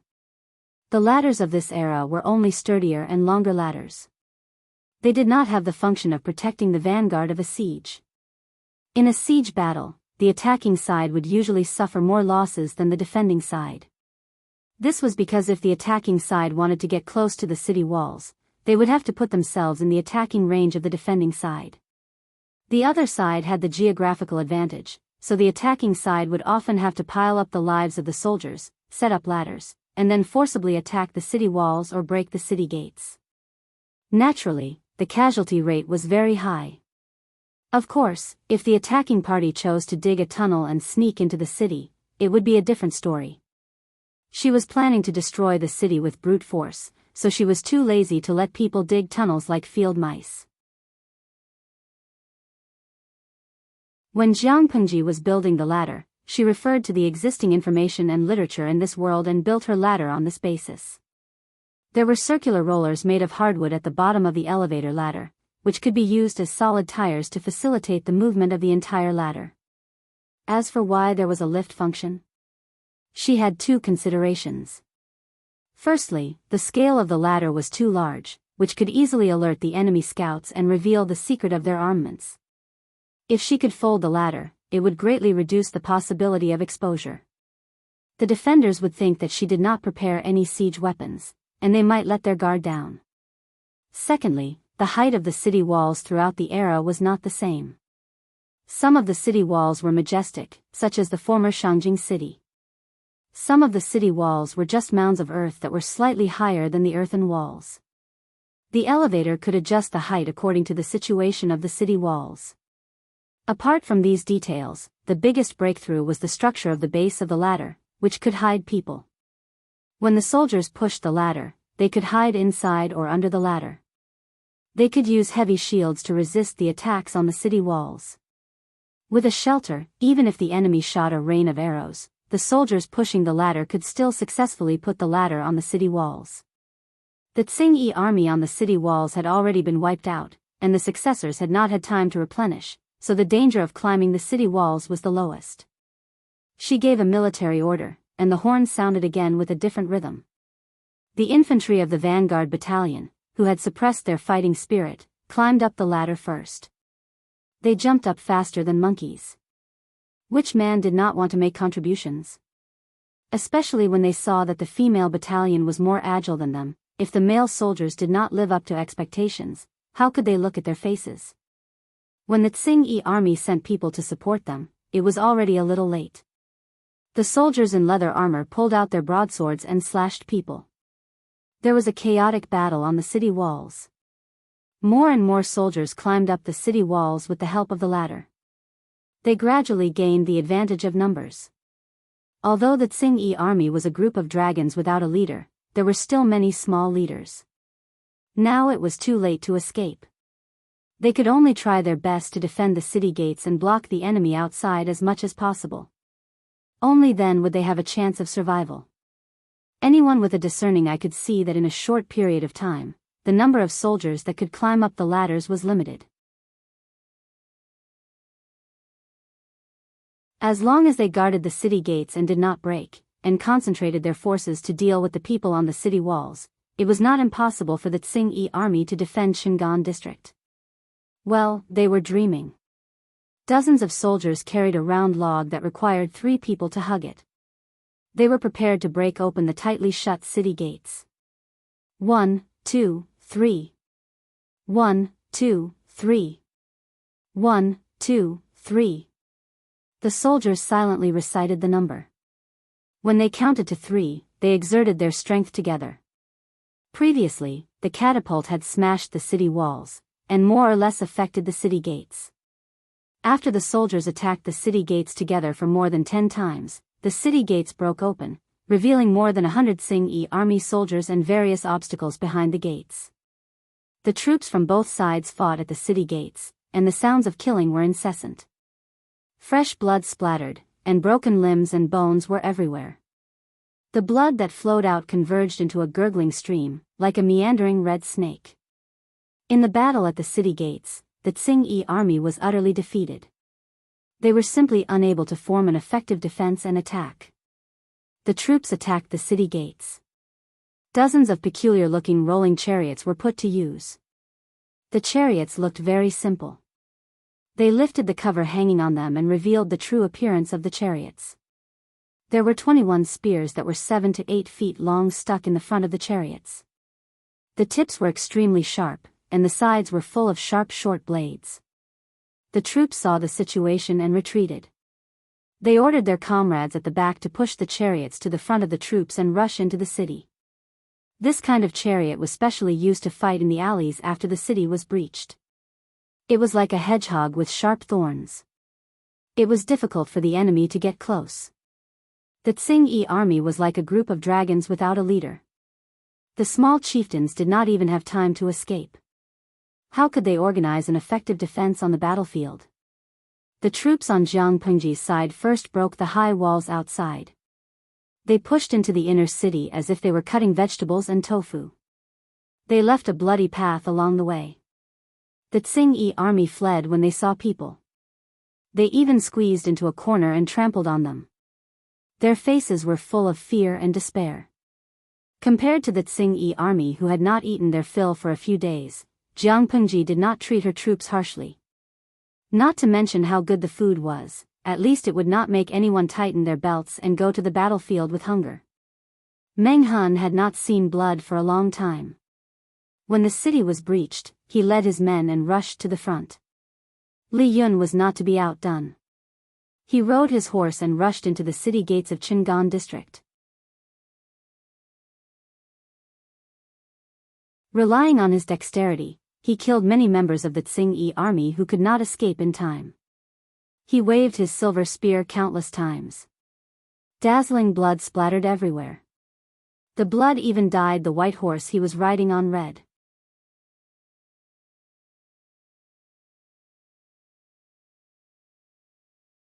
Chapter 508. Jiang Pengji heaved a long sigh.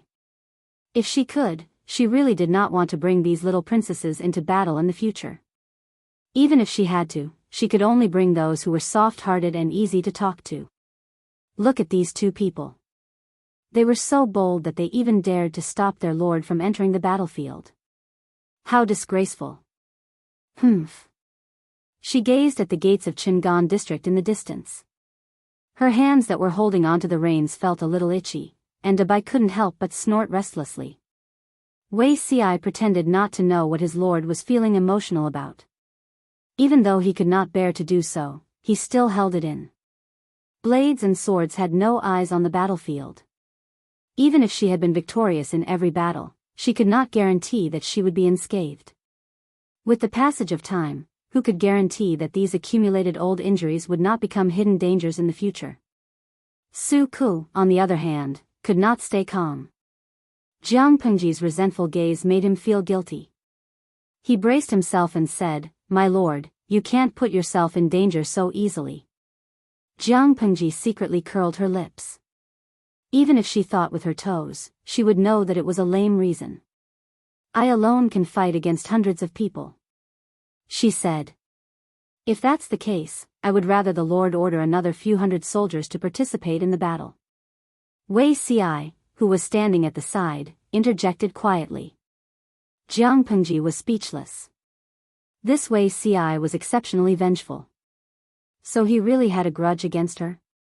In terms of combat power, she could break the gates of Qing and County all by herself. There was no need for dozens of soldiers to carry the huge logs. Looking at the strenuous posture of the soldiers banging on the door, Jiang Pengji wished she could chase them aside and let them see what absolute strength was. However, Wei Ci and Su Ku, the two scholars who had no strength to truss a chicken, stared at her from both sides and did not allow her to act rashly. Her resentment seemed to be able to pass through the live broadcast screen, and the audience could not help but laugh. Some audience members could still give her some face and just smiled. Some audience members were more mischievous and directly sent bullet screens to mock her. Mian Mian, ha ha ha, Beauty Ci, and Brother Su Ku did a great job. The streamer is so unrestrained that she needs to be disciplined. Ginseng Kuwei, sigh, even through the screen, I can feel the host's resentment rising to the sky. The two strategists were cruel enough to make someone who couldn't sit still obediently stay in the middle of the army. It was like me locking up my husky and not taking it for a walk. Sure Yuka, ha ha ha, that's a metaphor. You're really ruthless. Huskies are so cute. Why do you treat them so cruelly? Durian Cake, Husky, his nickname is gone. This was so fitting with the host's image. The two strategists must not let the host succeed. Once she was released into the battlefield, who knew if they would be able to catch her again? Once he was soft-hearted, there would be countless times in the future. Jiang Pengji's fan group was given the nickname Husky after the nickname Jiang Bapi. But thinking about it carefully, there was nothing wrong with this nickname. Both of them liked to play around. The pitiful Jiang Pengji could not enter the battlefield. The people on the battlefield kept chasing after the Tsing-Yi army for military merits. Because of the Tsing-Yi army's rampage and cruelty, the people of Jianghu district who could leave had all left. Those who could not leave were the old, the weak, the sick and the disabled. A small number of people could not survive the bitter cold last year. When they were discovered one morning, they had already become cold and stiff corpses. The people who survived the winter still had to endure the threat of hunger and the harsh treatment of the Tsing-Yi army. Their lives were extremely difficult. If it was not necessary, these people would not easily open their doors. Therefore, when Jiang Pengji's troops attacked Jianghu district, the doors of the houses on the streets were tightly shut. Some houses had collapsed during the earthquake in Shangjing. No one repaired them. The entire street was deserted. Not only there, but other places as well. The entire Jianghu district was like a dead city. It made people feel cold. Of course, this was the best situation for the troops. Why? Because there were military orders in the military camp. Every soldier had to memorize them by heart and recite them fluently. Among them, there was a ban that said, all soldiers are not allowed to disturb the people, plunder the people, rob the people, or kill the innocent when attacking the city. There were hundreds of them. According to the content of the ban, there were different degrees of punishment after violating it. Although there were special ways to deal with it during special times, it also gave people the opportunity to fish in troubled waters. It would be difficult to deal with if things got out of hand. Now that the streets in the city were quiet, it was very convenient for the troops. Very soon, they pushed into the inner city and killed the Tsing army who were living a drunken life. Many of them were still intoxicated by their gentleness. Before they could react, they had already fallen to the ground. The Tsing army liked to enjoy themselves. They burned, killed, and looted many times. If that was all, it would be fine. They even forcibly recruited prostitutes in the camp. They let women from good families enter the brothel to serve the Tsing army. This brothel was set up in the inner city. When the troops broke into the place, they were immediately stunned by the scene inside. The brothel, in front of them, was made up of more than 10 rows of small thatched huts. There were more than 20 thatched huts in a row. Each thatched hut was independent. A naked woman was tied to each hut. A thick hemp rope was tied around their necks. In another corner, there were dirty plates. Mosquitoes and flies were hovering above the plates. Most of the women were curled up in the corner of the thatched hut, like dogs in a kennel. Jiang Nongqin's cold and hoarse voice carried a chilling anger. All male soldiers, leave. Those who disobey will be punished for violating the ban. As soon as she finished speaking, more than 10 blood-stained female soldiers quickly took over the brothel. Each of them held a long spear in their hands. Their expressions were cold. They cleaned up the drunken members of the Tsing army. They mercilessly threw their corpses aside and chased away their male comrades. It was not that Jiang Nongqin did not trust her comrades. She just did not trust the men. Some of the soldiers were indeed infuriated by the women's bodies. However, the flames of war had not been extinguished. There were also female soldiers eyeing them covetously at the side. The commandant of the female battalion, Jiang Nongqin, was still holding the fort. Everyone shuddered at the thought of the ban in the military camp. They were no longer charming. At that moment, a shout that sounded like a pig being slaughtered caught everyone's attention. An extremely tall and strong man came out of a thatched hut. There were more than 10 heads of the Tsing army on his waist.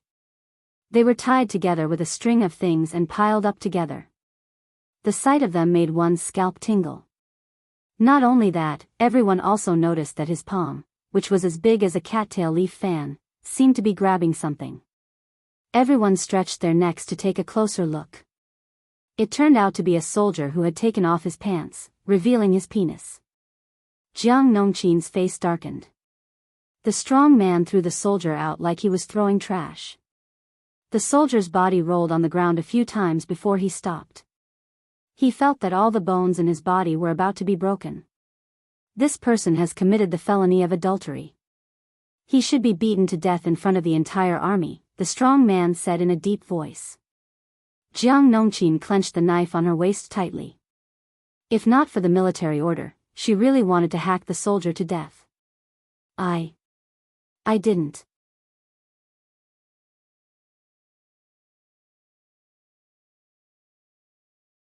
Chapter 509. Jiang Nongqin sneered and glanced at the filth below him. No? Who would believe that? The soldier reacted to her glare. His little brother seemed to raise its head. He was about to enjoy the beauty and did not expect the strong man to come in. He was shocked.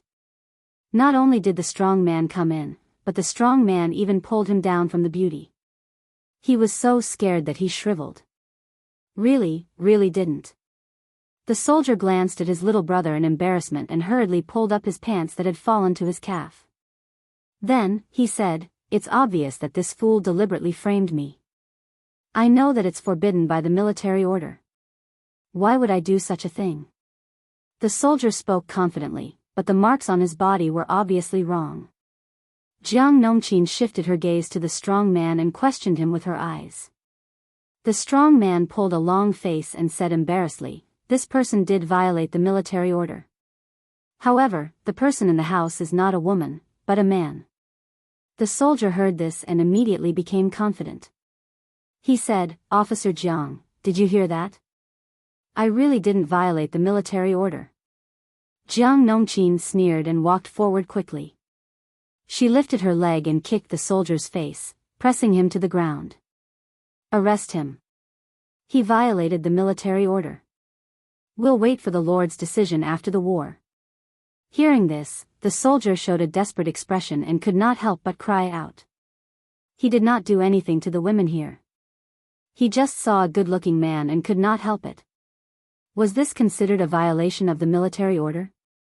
Jiang Nongqin looked down and there was a penetrating chill in her eyes. The military order states that one must not rape the people. What are the people? Do you think that only women are the people and men are not? You still don't repent for violating the military order and still want to argue. Drag him out. Two female soldiers stepped forward. The soldier still wanted to struggle and resist. It was at this moment that he felt a sharp pain coming from his shoulders. His arms felt like they were broken, and he lost control and feeling. He couldn't even move his fingers, let alone struggle with his hands. His lower jaw was dislocated by one of them. Jiang Nongqin looked at him in disgust. Drag him out. She was in a bad mood when she encountered such a thing. However, she secretly nodded at the two female soldiers' skillful methods. Although they were still a little immature, they didn't have much strength in their hands. It was already pretty good that they could do this. The soldier who made a mistake was dragged away like a piece of trash. Jiang Nongqin finally had the time to look up at the burly man who caught the soldier. "What's your name?" Her gaze was focused on the head hanging on the man's shoulder and waist, and she frowned. "I am Dian Yan, a recruit from the 3rd Battalion." The burly man lowered his head in a respectful manner. However, he was much taller than Jiang Nongqin, so he looked like he was looking down at her. Dian Yan? This name was somewhat familiar. Jiang Nongqin thought about it and finally remembered who Dian Yan was. Li Yun was particularly concerned about this new recruit called Dian Yan. She asked him about it out of curiosity, and he said that he was the person the Lord wanted. According to Jiang Pengji's instructions, Dian Yan was supposed to be transferred to her side after the first phase of the recruit camp training ended.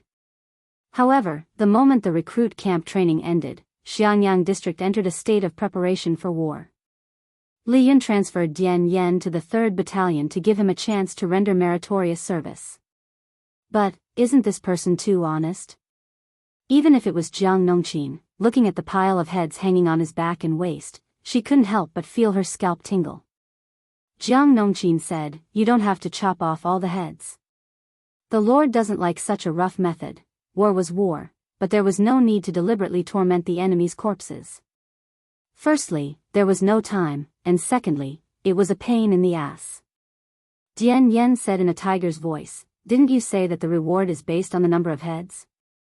Jiang Nongqin laughed involuntarily and said, "In ancient times, there was a famous general who could kill 1,000 people in one battle. But military merits aren't just based on the number of heads. If that's the case, what if the soldiers behead innocent people to make up the numbers to fool others?" Dian Yan couldn't answer her. He just thought that was how it was said, and it was done in real battles. Dian Yan thought for a moment. He removed the string of heads and threw them on the ground. One by one, the heads fell to the ground with a dull thud. Yet, his expression remained the same. This caused many of the female soldiers to feel a chill in their hearts. They wished they could stay a little further away from this terrifying burly man. He ran around with so many heads hanging on his neck, wasn't he afraid? The facts proved that Dian Yan was really not afraid, especially when the heads came from the Tsing-Yi army. He only felt that his anger had been vented. "Yes, I understand," Jiang Nongqin said. "Now this place has been sealed off by the women's camp. Men are not allowed to enter. You can go out now. As for the heads on the ground, no one can erase your merit as a brave man who is not afraid of danger. I will mention you in front of the Lord."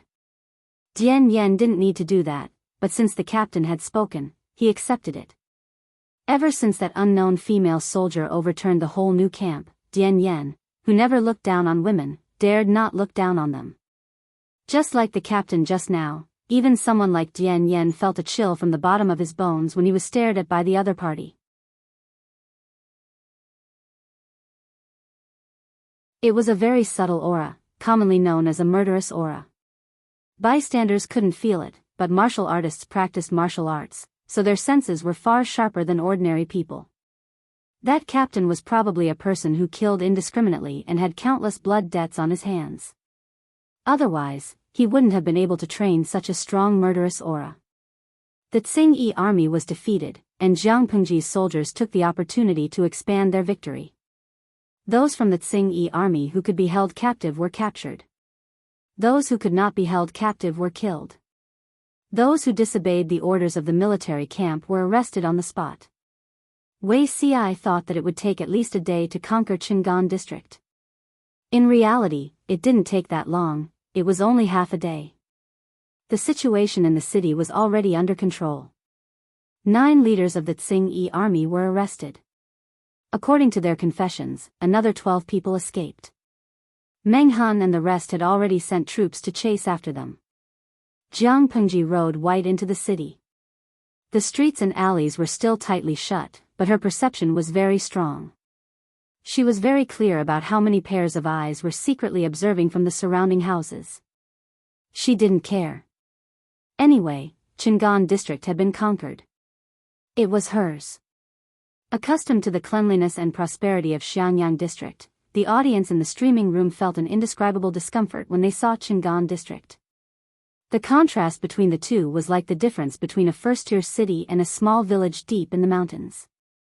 However, according to the previous streaming content, Qingan district was the most prosperous place in Fengyi County. How many captives were captured? Jiang Pengji was welcomed into the district headquarters of Qingan district. The inside had been roughly tidied up, but there were still faint black bloodstains on the ground. Upon a closer look, one could even see broken limbs and bones. She sat upright as if nothing had happened. Other than the Tsing-Yi army who were killed and those who escaped from the other side of the city gate, the total number of captives is about 1,800. 1,800. Jiang Pengji's current army had a total of nearly 10,000 people. It would be a huge expense to feed these captives. Wei Ci asked, "How does my lord intend to deal with these?"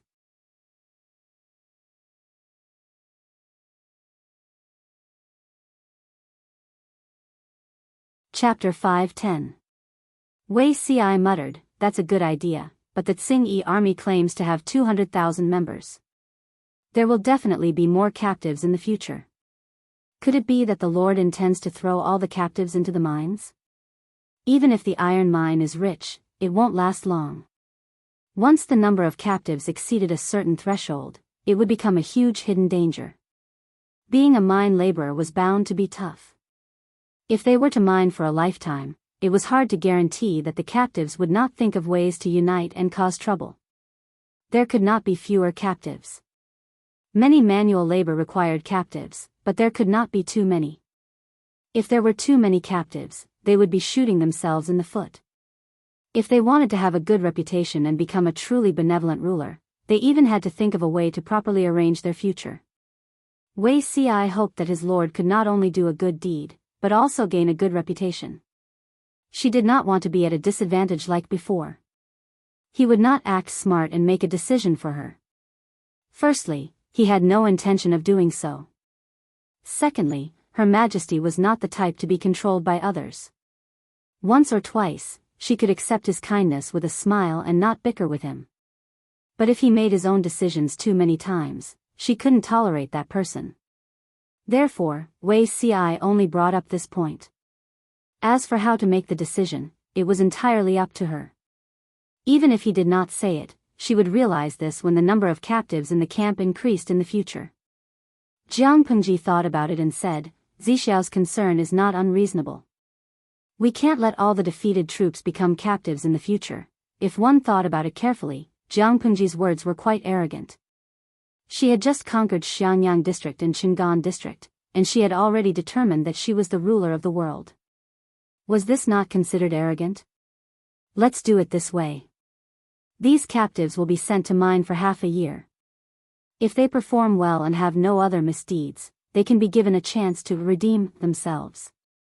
The captives were considered slaves. Even if they did not have an official household registration, they were still considered her personal property. These captives wanted to regain their freedom? Sure, they just had to think of a way to redeem themselves. Wei Ci frowned and asked, redeem themselves? How do I redeem them? Jiang Pengji said, these captives of the Tsing army are different from the batch of captives half a year ago. Their style and behavior are very bad. If they are not properly trained, they can only be regarded as scum. They are not useful at all. It's better to let them mine for half a year and calm down. Of course, during this period, these captives were still slaves.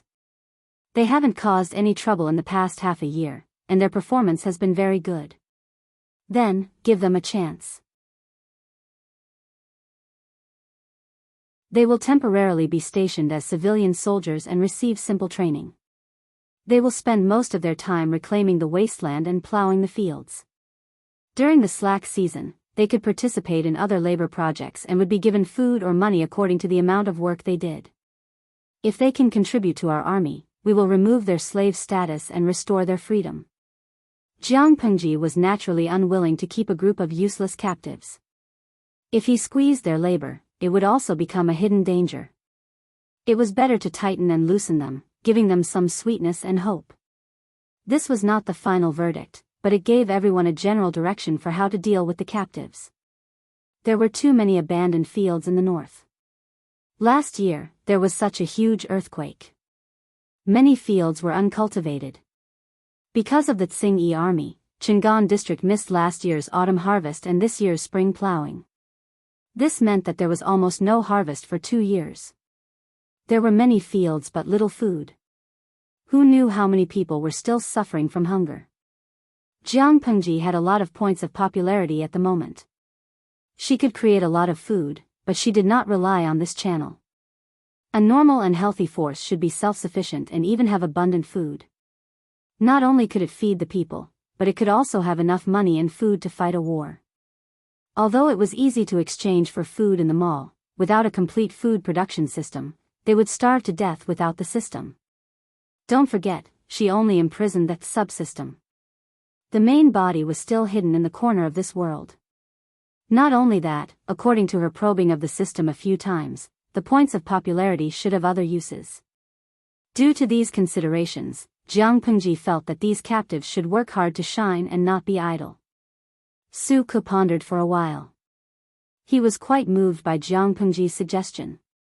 She gave the slaves a chance to redeem themselves, but she did not seal off all their escape routes.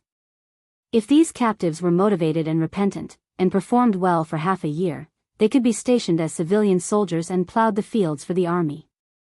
The autumn harvest's food would be distributed between the government and the people. As for the ratio between the two, Jiang Pengji would not be too harsh. If the farming tools, seeds, and cattle were provided by the government would take 40% and the people would get 60%. If the farming tools, seeds, and cattle were provided by each household, the government would take 30% and the people would get 70%.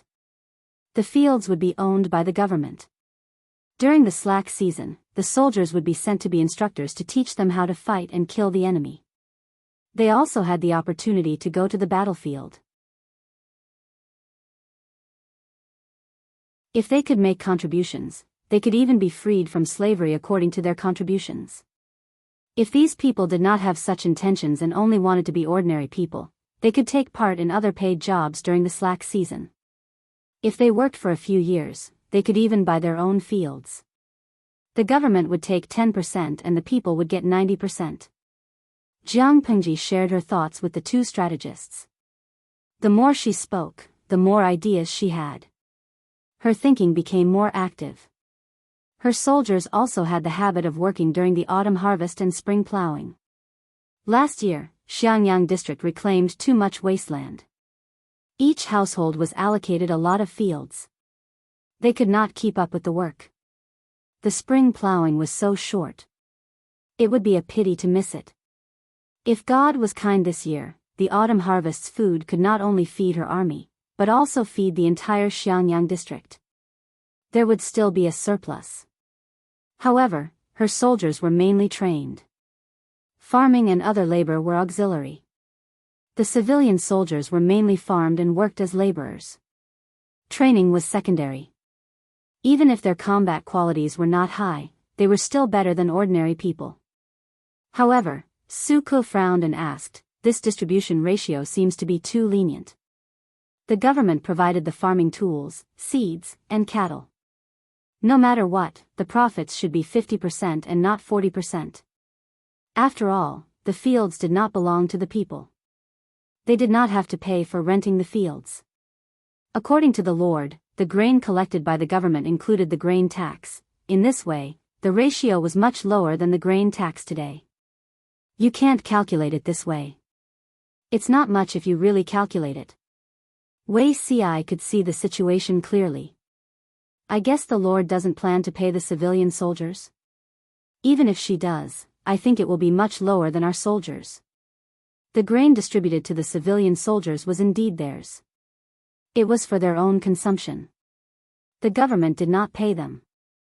If war came and the enemy attacked, they would have to take up arms to defend.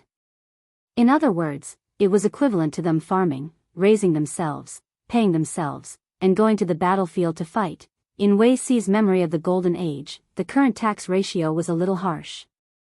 However, the most attractive thing about it was that the impoverished captives had the opportunity to buy their own land after some hard work. They would take 1/10 of the grain tax, which was what Jiang Pengji had mentioned earlier. The government would take 10% of the grain tax and the people would get 90% of the grain tax.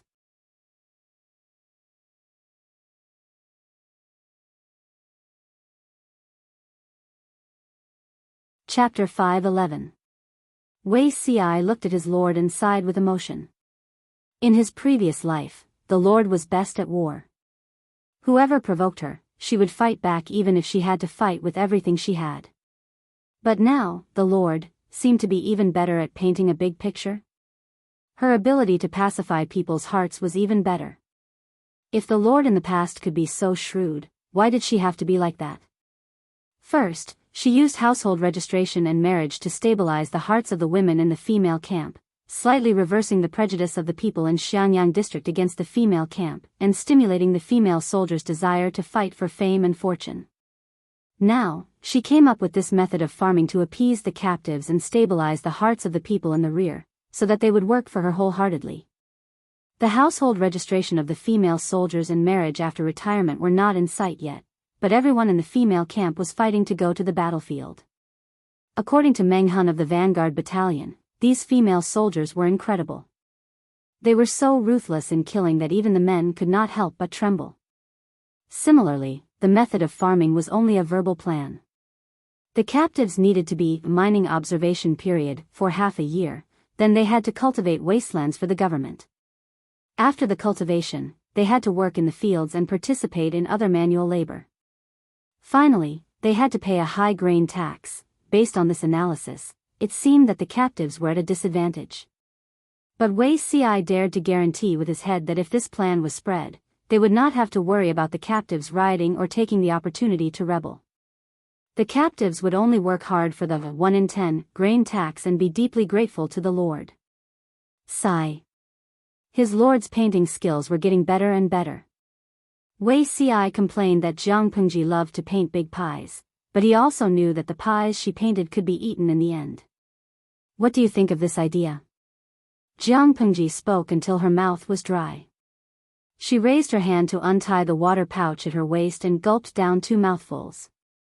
Su Ke pondered for a while.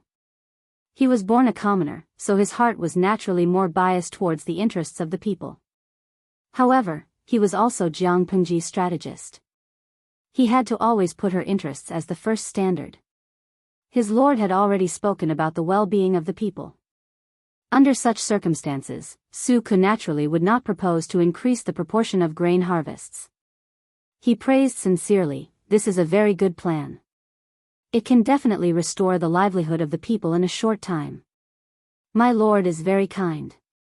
Dongqing has been plagued by natural disasters in recent years. Last year, there was an earthquake, and there was an extreme shortage of food. In addition, the Red Lotus Group and the Tsing-Yi army were in a frenzy of fighting, causing the agriculture in the north of Dongqing to be greatly damaged. The people's livelihood was poor, and the people did not have enough to eat. Sometimes, they would exchange their children for food. If Jiang Pengji's method of stationing fields was implemented, not only could the people's livelihood be restored in a short period of time, but the people who had lost their land could also return to the fields to work. They could also hoard a large amount of military rations, and they would no longer have to worry about not having enough rations during the war. This was just one of the benefits. Another benefit was the effect of the army farming law. It could attract a large number of refugees who could no longer survive. In troubled times, the people in the territory were the capital. With a large population, would they have to worry about not being able to recruit enough soldiers? Su Ku and Wei Ci were both far-sighted people. They not only saw the benefits in front of them, but also the benefits in the future. Not only were the two strategists deep in thought to further perfect the method that their lord had come up with on the spur of the moment, the audience in the live stream was also discussing endlessly. Dijo Nonsai, you shallow people, you only love other people's faces, but I'm different from you. I only love the streamer's talent. Every time she seriously thinks and solves a difficult problem, that look is so handsome that I can't close my legs. Chuyu Chiopiao, the person above, don't interrupt me. Even a love-struck fool has to choose the right time. Why does the army farming law that the streamer mentioned sound so familiar? It feels like it was Boss Chow's subordinates, Zhao Ji and Han Hao, who suggested Boss Chow to set up this army farming law. Nyang Yunik Zhongma, the person above, you're right, but the two seem to be very different, right? Tumi Dalao, I checked on Baidu, it's really different, right? Boss Chow's army farming law greatly restricted the freedom of the farmers.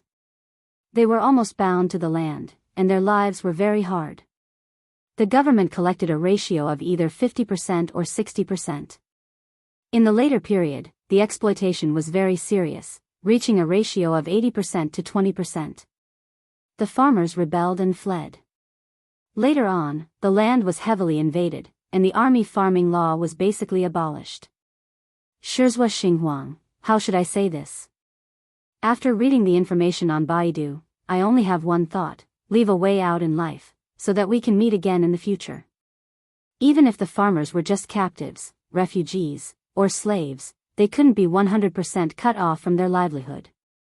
The tolerance of the people in ancient times was beyond imagination. As long as they weren't forced to the point where they couldn't live, they wouldn't resist at all. They would only choose to accept adversity. Yewu Yanling, that's why I said that the streamer's ability to trick people is really strong, and it's worth learning. She asked them to reclaim the ownerless land, provided some small things during the reclamation, and waited for them to harvest a big share of the profits. The people were still grateful to her. Sui Feng Xiaosa, it's not a trick, is it? For this chaotic world, the streamer is already considered a very good person.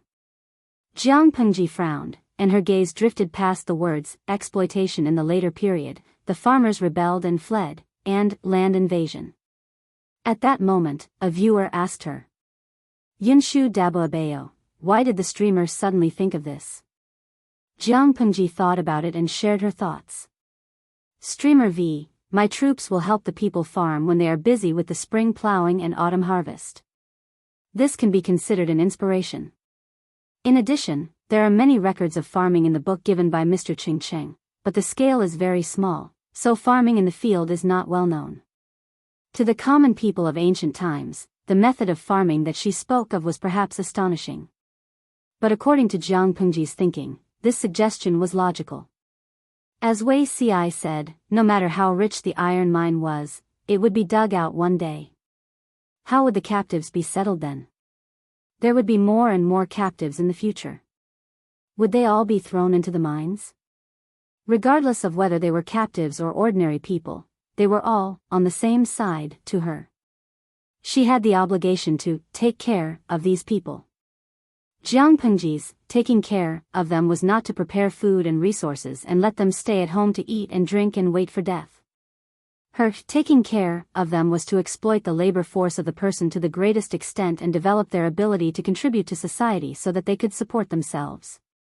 If the person was useless, Jiang Pengji would give up on such a person. This was the same as what Jiang Nongqin had said before. Those who were willing to save themselves could be saved, but those who were unwilling to save themselves were hopeless. From another perspective, this could be considered as an alternative interpretation of teaching a man to fish was better than teaching a man to fish. If the captives had nothing else to do, they would help the army to open up wastelands and learn how to grow food. In Jiang Pengji's previous life, the Federation pursued the idea that every citizen was a soldier. Every citizen had a certain amount of combat power. Similarly, she hoped that her people were as valiant as them. They did not need to have high combat power, but they must be able to fight. From this, it could be seen that they should learn how to fight when they were idle. When the above ideas were put together, the embryonic form of the farming method could basically be formed.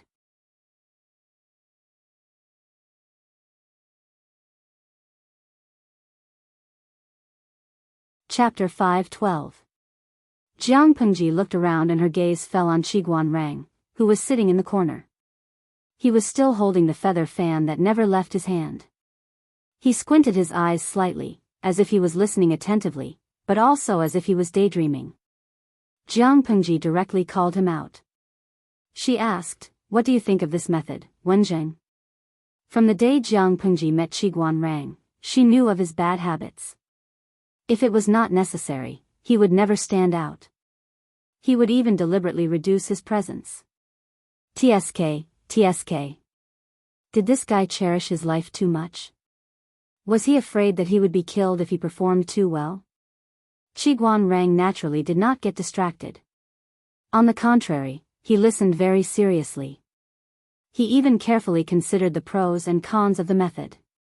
Obviously, the implementation of this method today definitely had more pros than cons. However, after a long time, it was hard to say. The land belonged to the government, and the proportion of taxes was completely decided by Jiang Pengji alone. To put it blasphemously, if she was no longer in this world, and her successor had a bad temperament, what if he recklessly increased the proportion of taxes? This was one of the reasons. The other was the aristocratic families. They had absolute wealth and power. Even if the people found a way to buy their own land, could they keep this family business? Not to mention the distant past, now that Dongqing's land annexation was serious, how many people sold their land under the coercion of others and became tenant farmers? A bloody lesson was in front of them. However, even though he thought of this, Qiguan Rang did not want to bring it up at this time. Because there was not much meaning in bringing it up. The Lord needed to become stronger in a short period of time. The people also needed to recover from the heavy blows as soon as possible and live a stable and prosperous life. The drawbacks of the method would only be revealed in the later stages. He had not even learned to crawl. What was the point of thinking about things after running? Jiang Pengji did not give him the opportunity. She said, "If you have anything on your mind, just say it. I won't laugh at you. You don't have to hide it from me. Just say whatever you have on your mind. If you can't come up with anything, don't even think about taking a break when you go back." The corners of Qiguan Rang's mouth twitched slightly. After a while, he spoke of his previous thoughts. After a while, he said shyly, "I'm just worrying for nothing. Given the current situation, the Lord's army farming method is the best." Jiang Pengji relaxed her brows and said, "You're not worrying for nothing. The biggest difference between taking precautions and worrying for nothing is that the former may happen in a short period of time, while the latter will only happen in the distant future, or even impossible. In at most a decade or two, she could turn the entire era upside down, so Qiguan Rang's worries were not wrong. "I'll remember what you said." After Jiang Pengji finished speaking, she turned to Wei Ci and Su Ku and said, "We'll stop here for now. Go back and sort things out. After this battle, we'll make some adjustments according to the actual situation." Jiang Pengji knew that the best might not be the most suitable. Only those that fit this era would be the most suitable. Wei Ci and Su Ke bowed and said, yes. After a while, the guard reported that Jiang Nongqin, the commandant of the female battalion, had requested to see him. Under the leadership of Meng Hun and Li Yun, the vanguard battalion was wiping out the remnants of the Tsing-Yi army. What was Jiang Nongqin doing here now? Jiang Pengji frowned and allowed her to enter. Jiang Nongqin greets the Lord. After Jiang Nongqin entered, she solemnly bowed and found a place to sit after getting permission. Jiang Pengji asked, Nongqin, what happened? She reported in a low voice, I've cleaned up the military discipline and caught 32 people who broke the rules. Among them, there's a person who committed a serious crime. Jiang Pengji was very strict with military discipline. Considering their physiological needs, she did not restrict the male soldiers from getting married. Secondly, she did not restrict them from seeking pleasure during their break. She had already done so. If the soldiers committed a serious crime during the war, she would definitely not let them off lightly. Hearing Jiang Nongqin's words, her voice became cold. You can deal with the remaining 31 people according to the military rules. Only this person who committed a serious crime, what did he do wrong? Jiang Nongqin said, the crime of adultery. The Lord once said that the soldiers are not allowed to adulterate the people. Otherwise, they will be punished with a serious crime. Jiang Pengji's good mood instantly disappeared. Her lips curled into a cold smile that was filled with murderous intent. The crime of adultery? She said, for such a serious crime, you can just order the whole army to watch and beat him to death. Listening to the conversation between the two, the three strategists present secretly frowned. The crime of adultery? According to the circumstances of the crime, it would be at least a death sentence. This kind of death was neat and tidy. The most serious way to die was to live a life worse than death. It was really a torture. Which soldier was so blind to commit a crime against the law? Jiang Nongqin said, I agree with you. However, the person who this person violated is a little special. I don't know how the crime should be measured. Jiang Pengji frowned. Special identity? Could it be that the soldier did something to a troublesome big shot? Jiang Nongqin said, it was a man. Everyone was stunned for a moment. The soldier was indeed a man.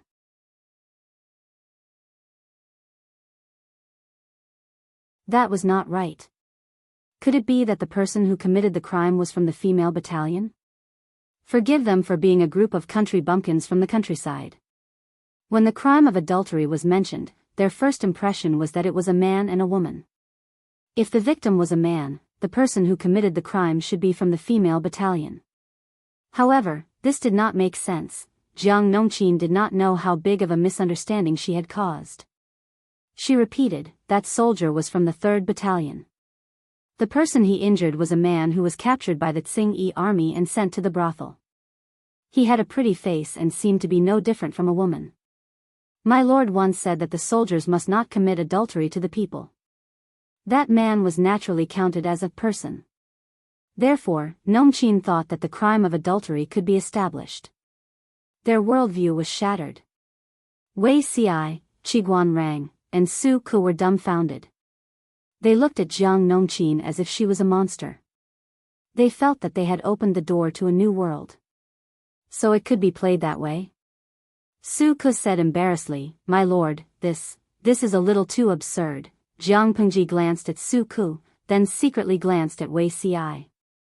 Speaking of which, this person's appearance was also very dangerous. It was more reassuring to send someone who could fight and was loyal to protect him. As a good lord who loved her subordinates, she gave herself a thumbs up.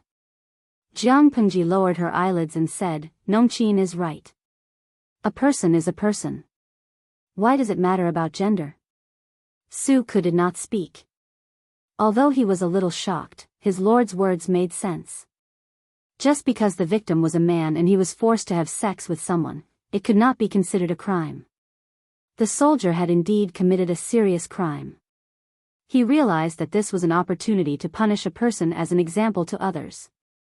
He could beat those who wanted to play word games and exploit loopholes in the language. Men were also a person. If his lord did not implement this rule, it would be lively in the future. Nowadays, men were in vogue. Becoming brothers could still be considered a beautiful story. You're tuning into the Biyao's Wuxia Chronicles YouTube channel. Don't forget to subscribe and join us on this journey to catch the most captivating stories.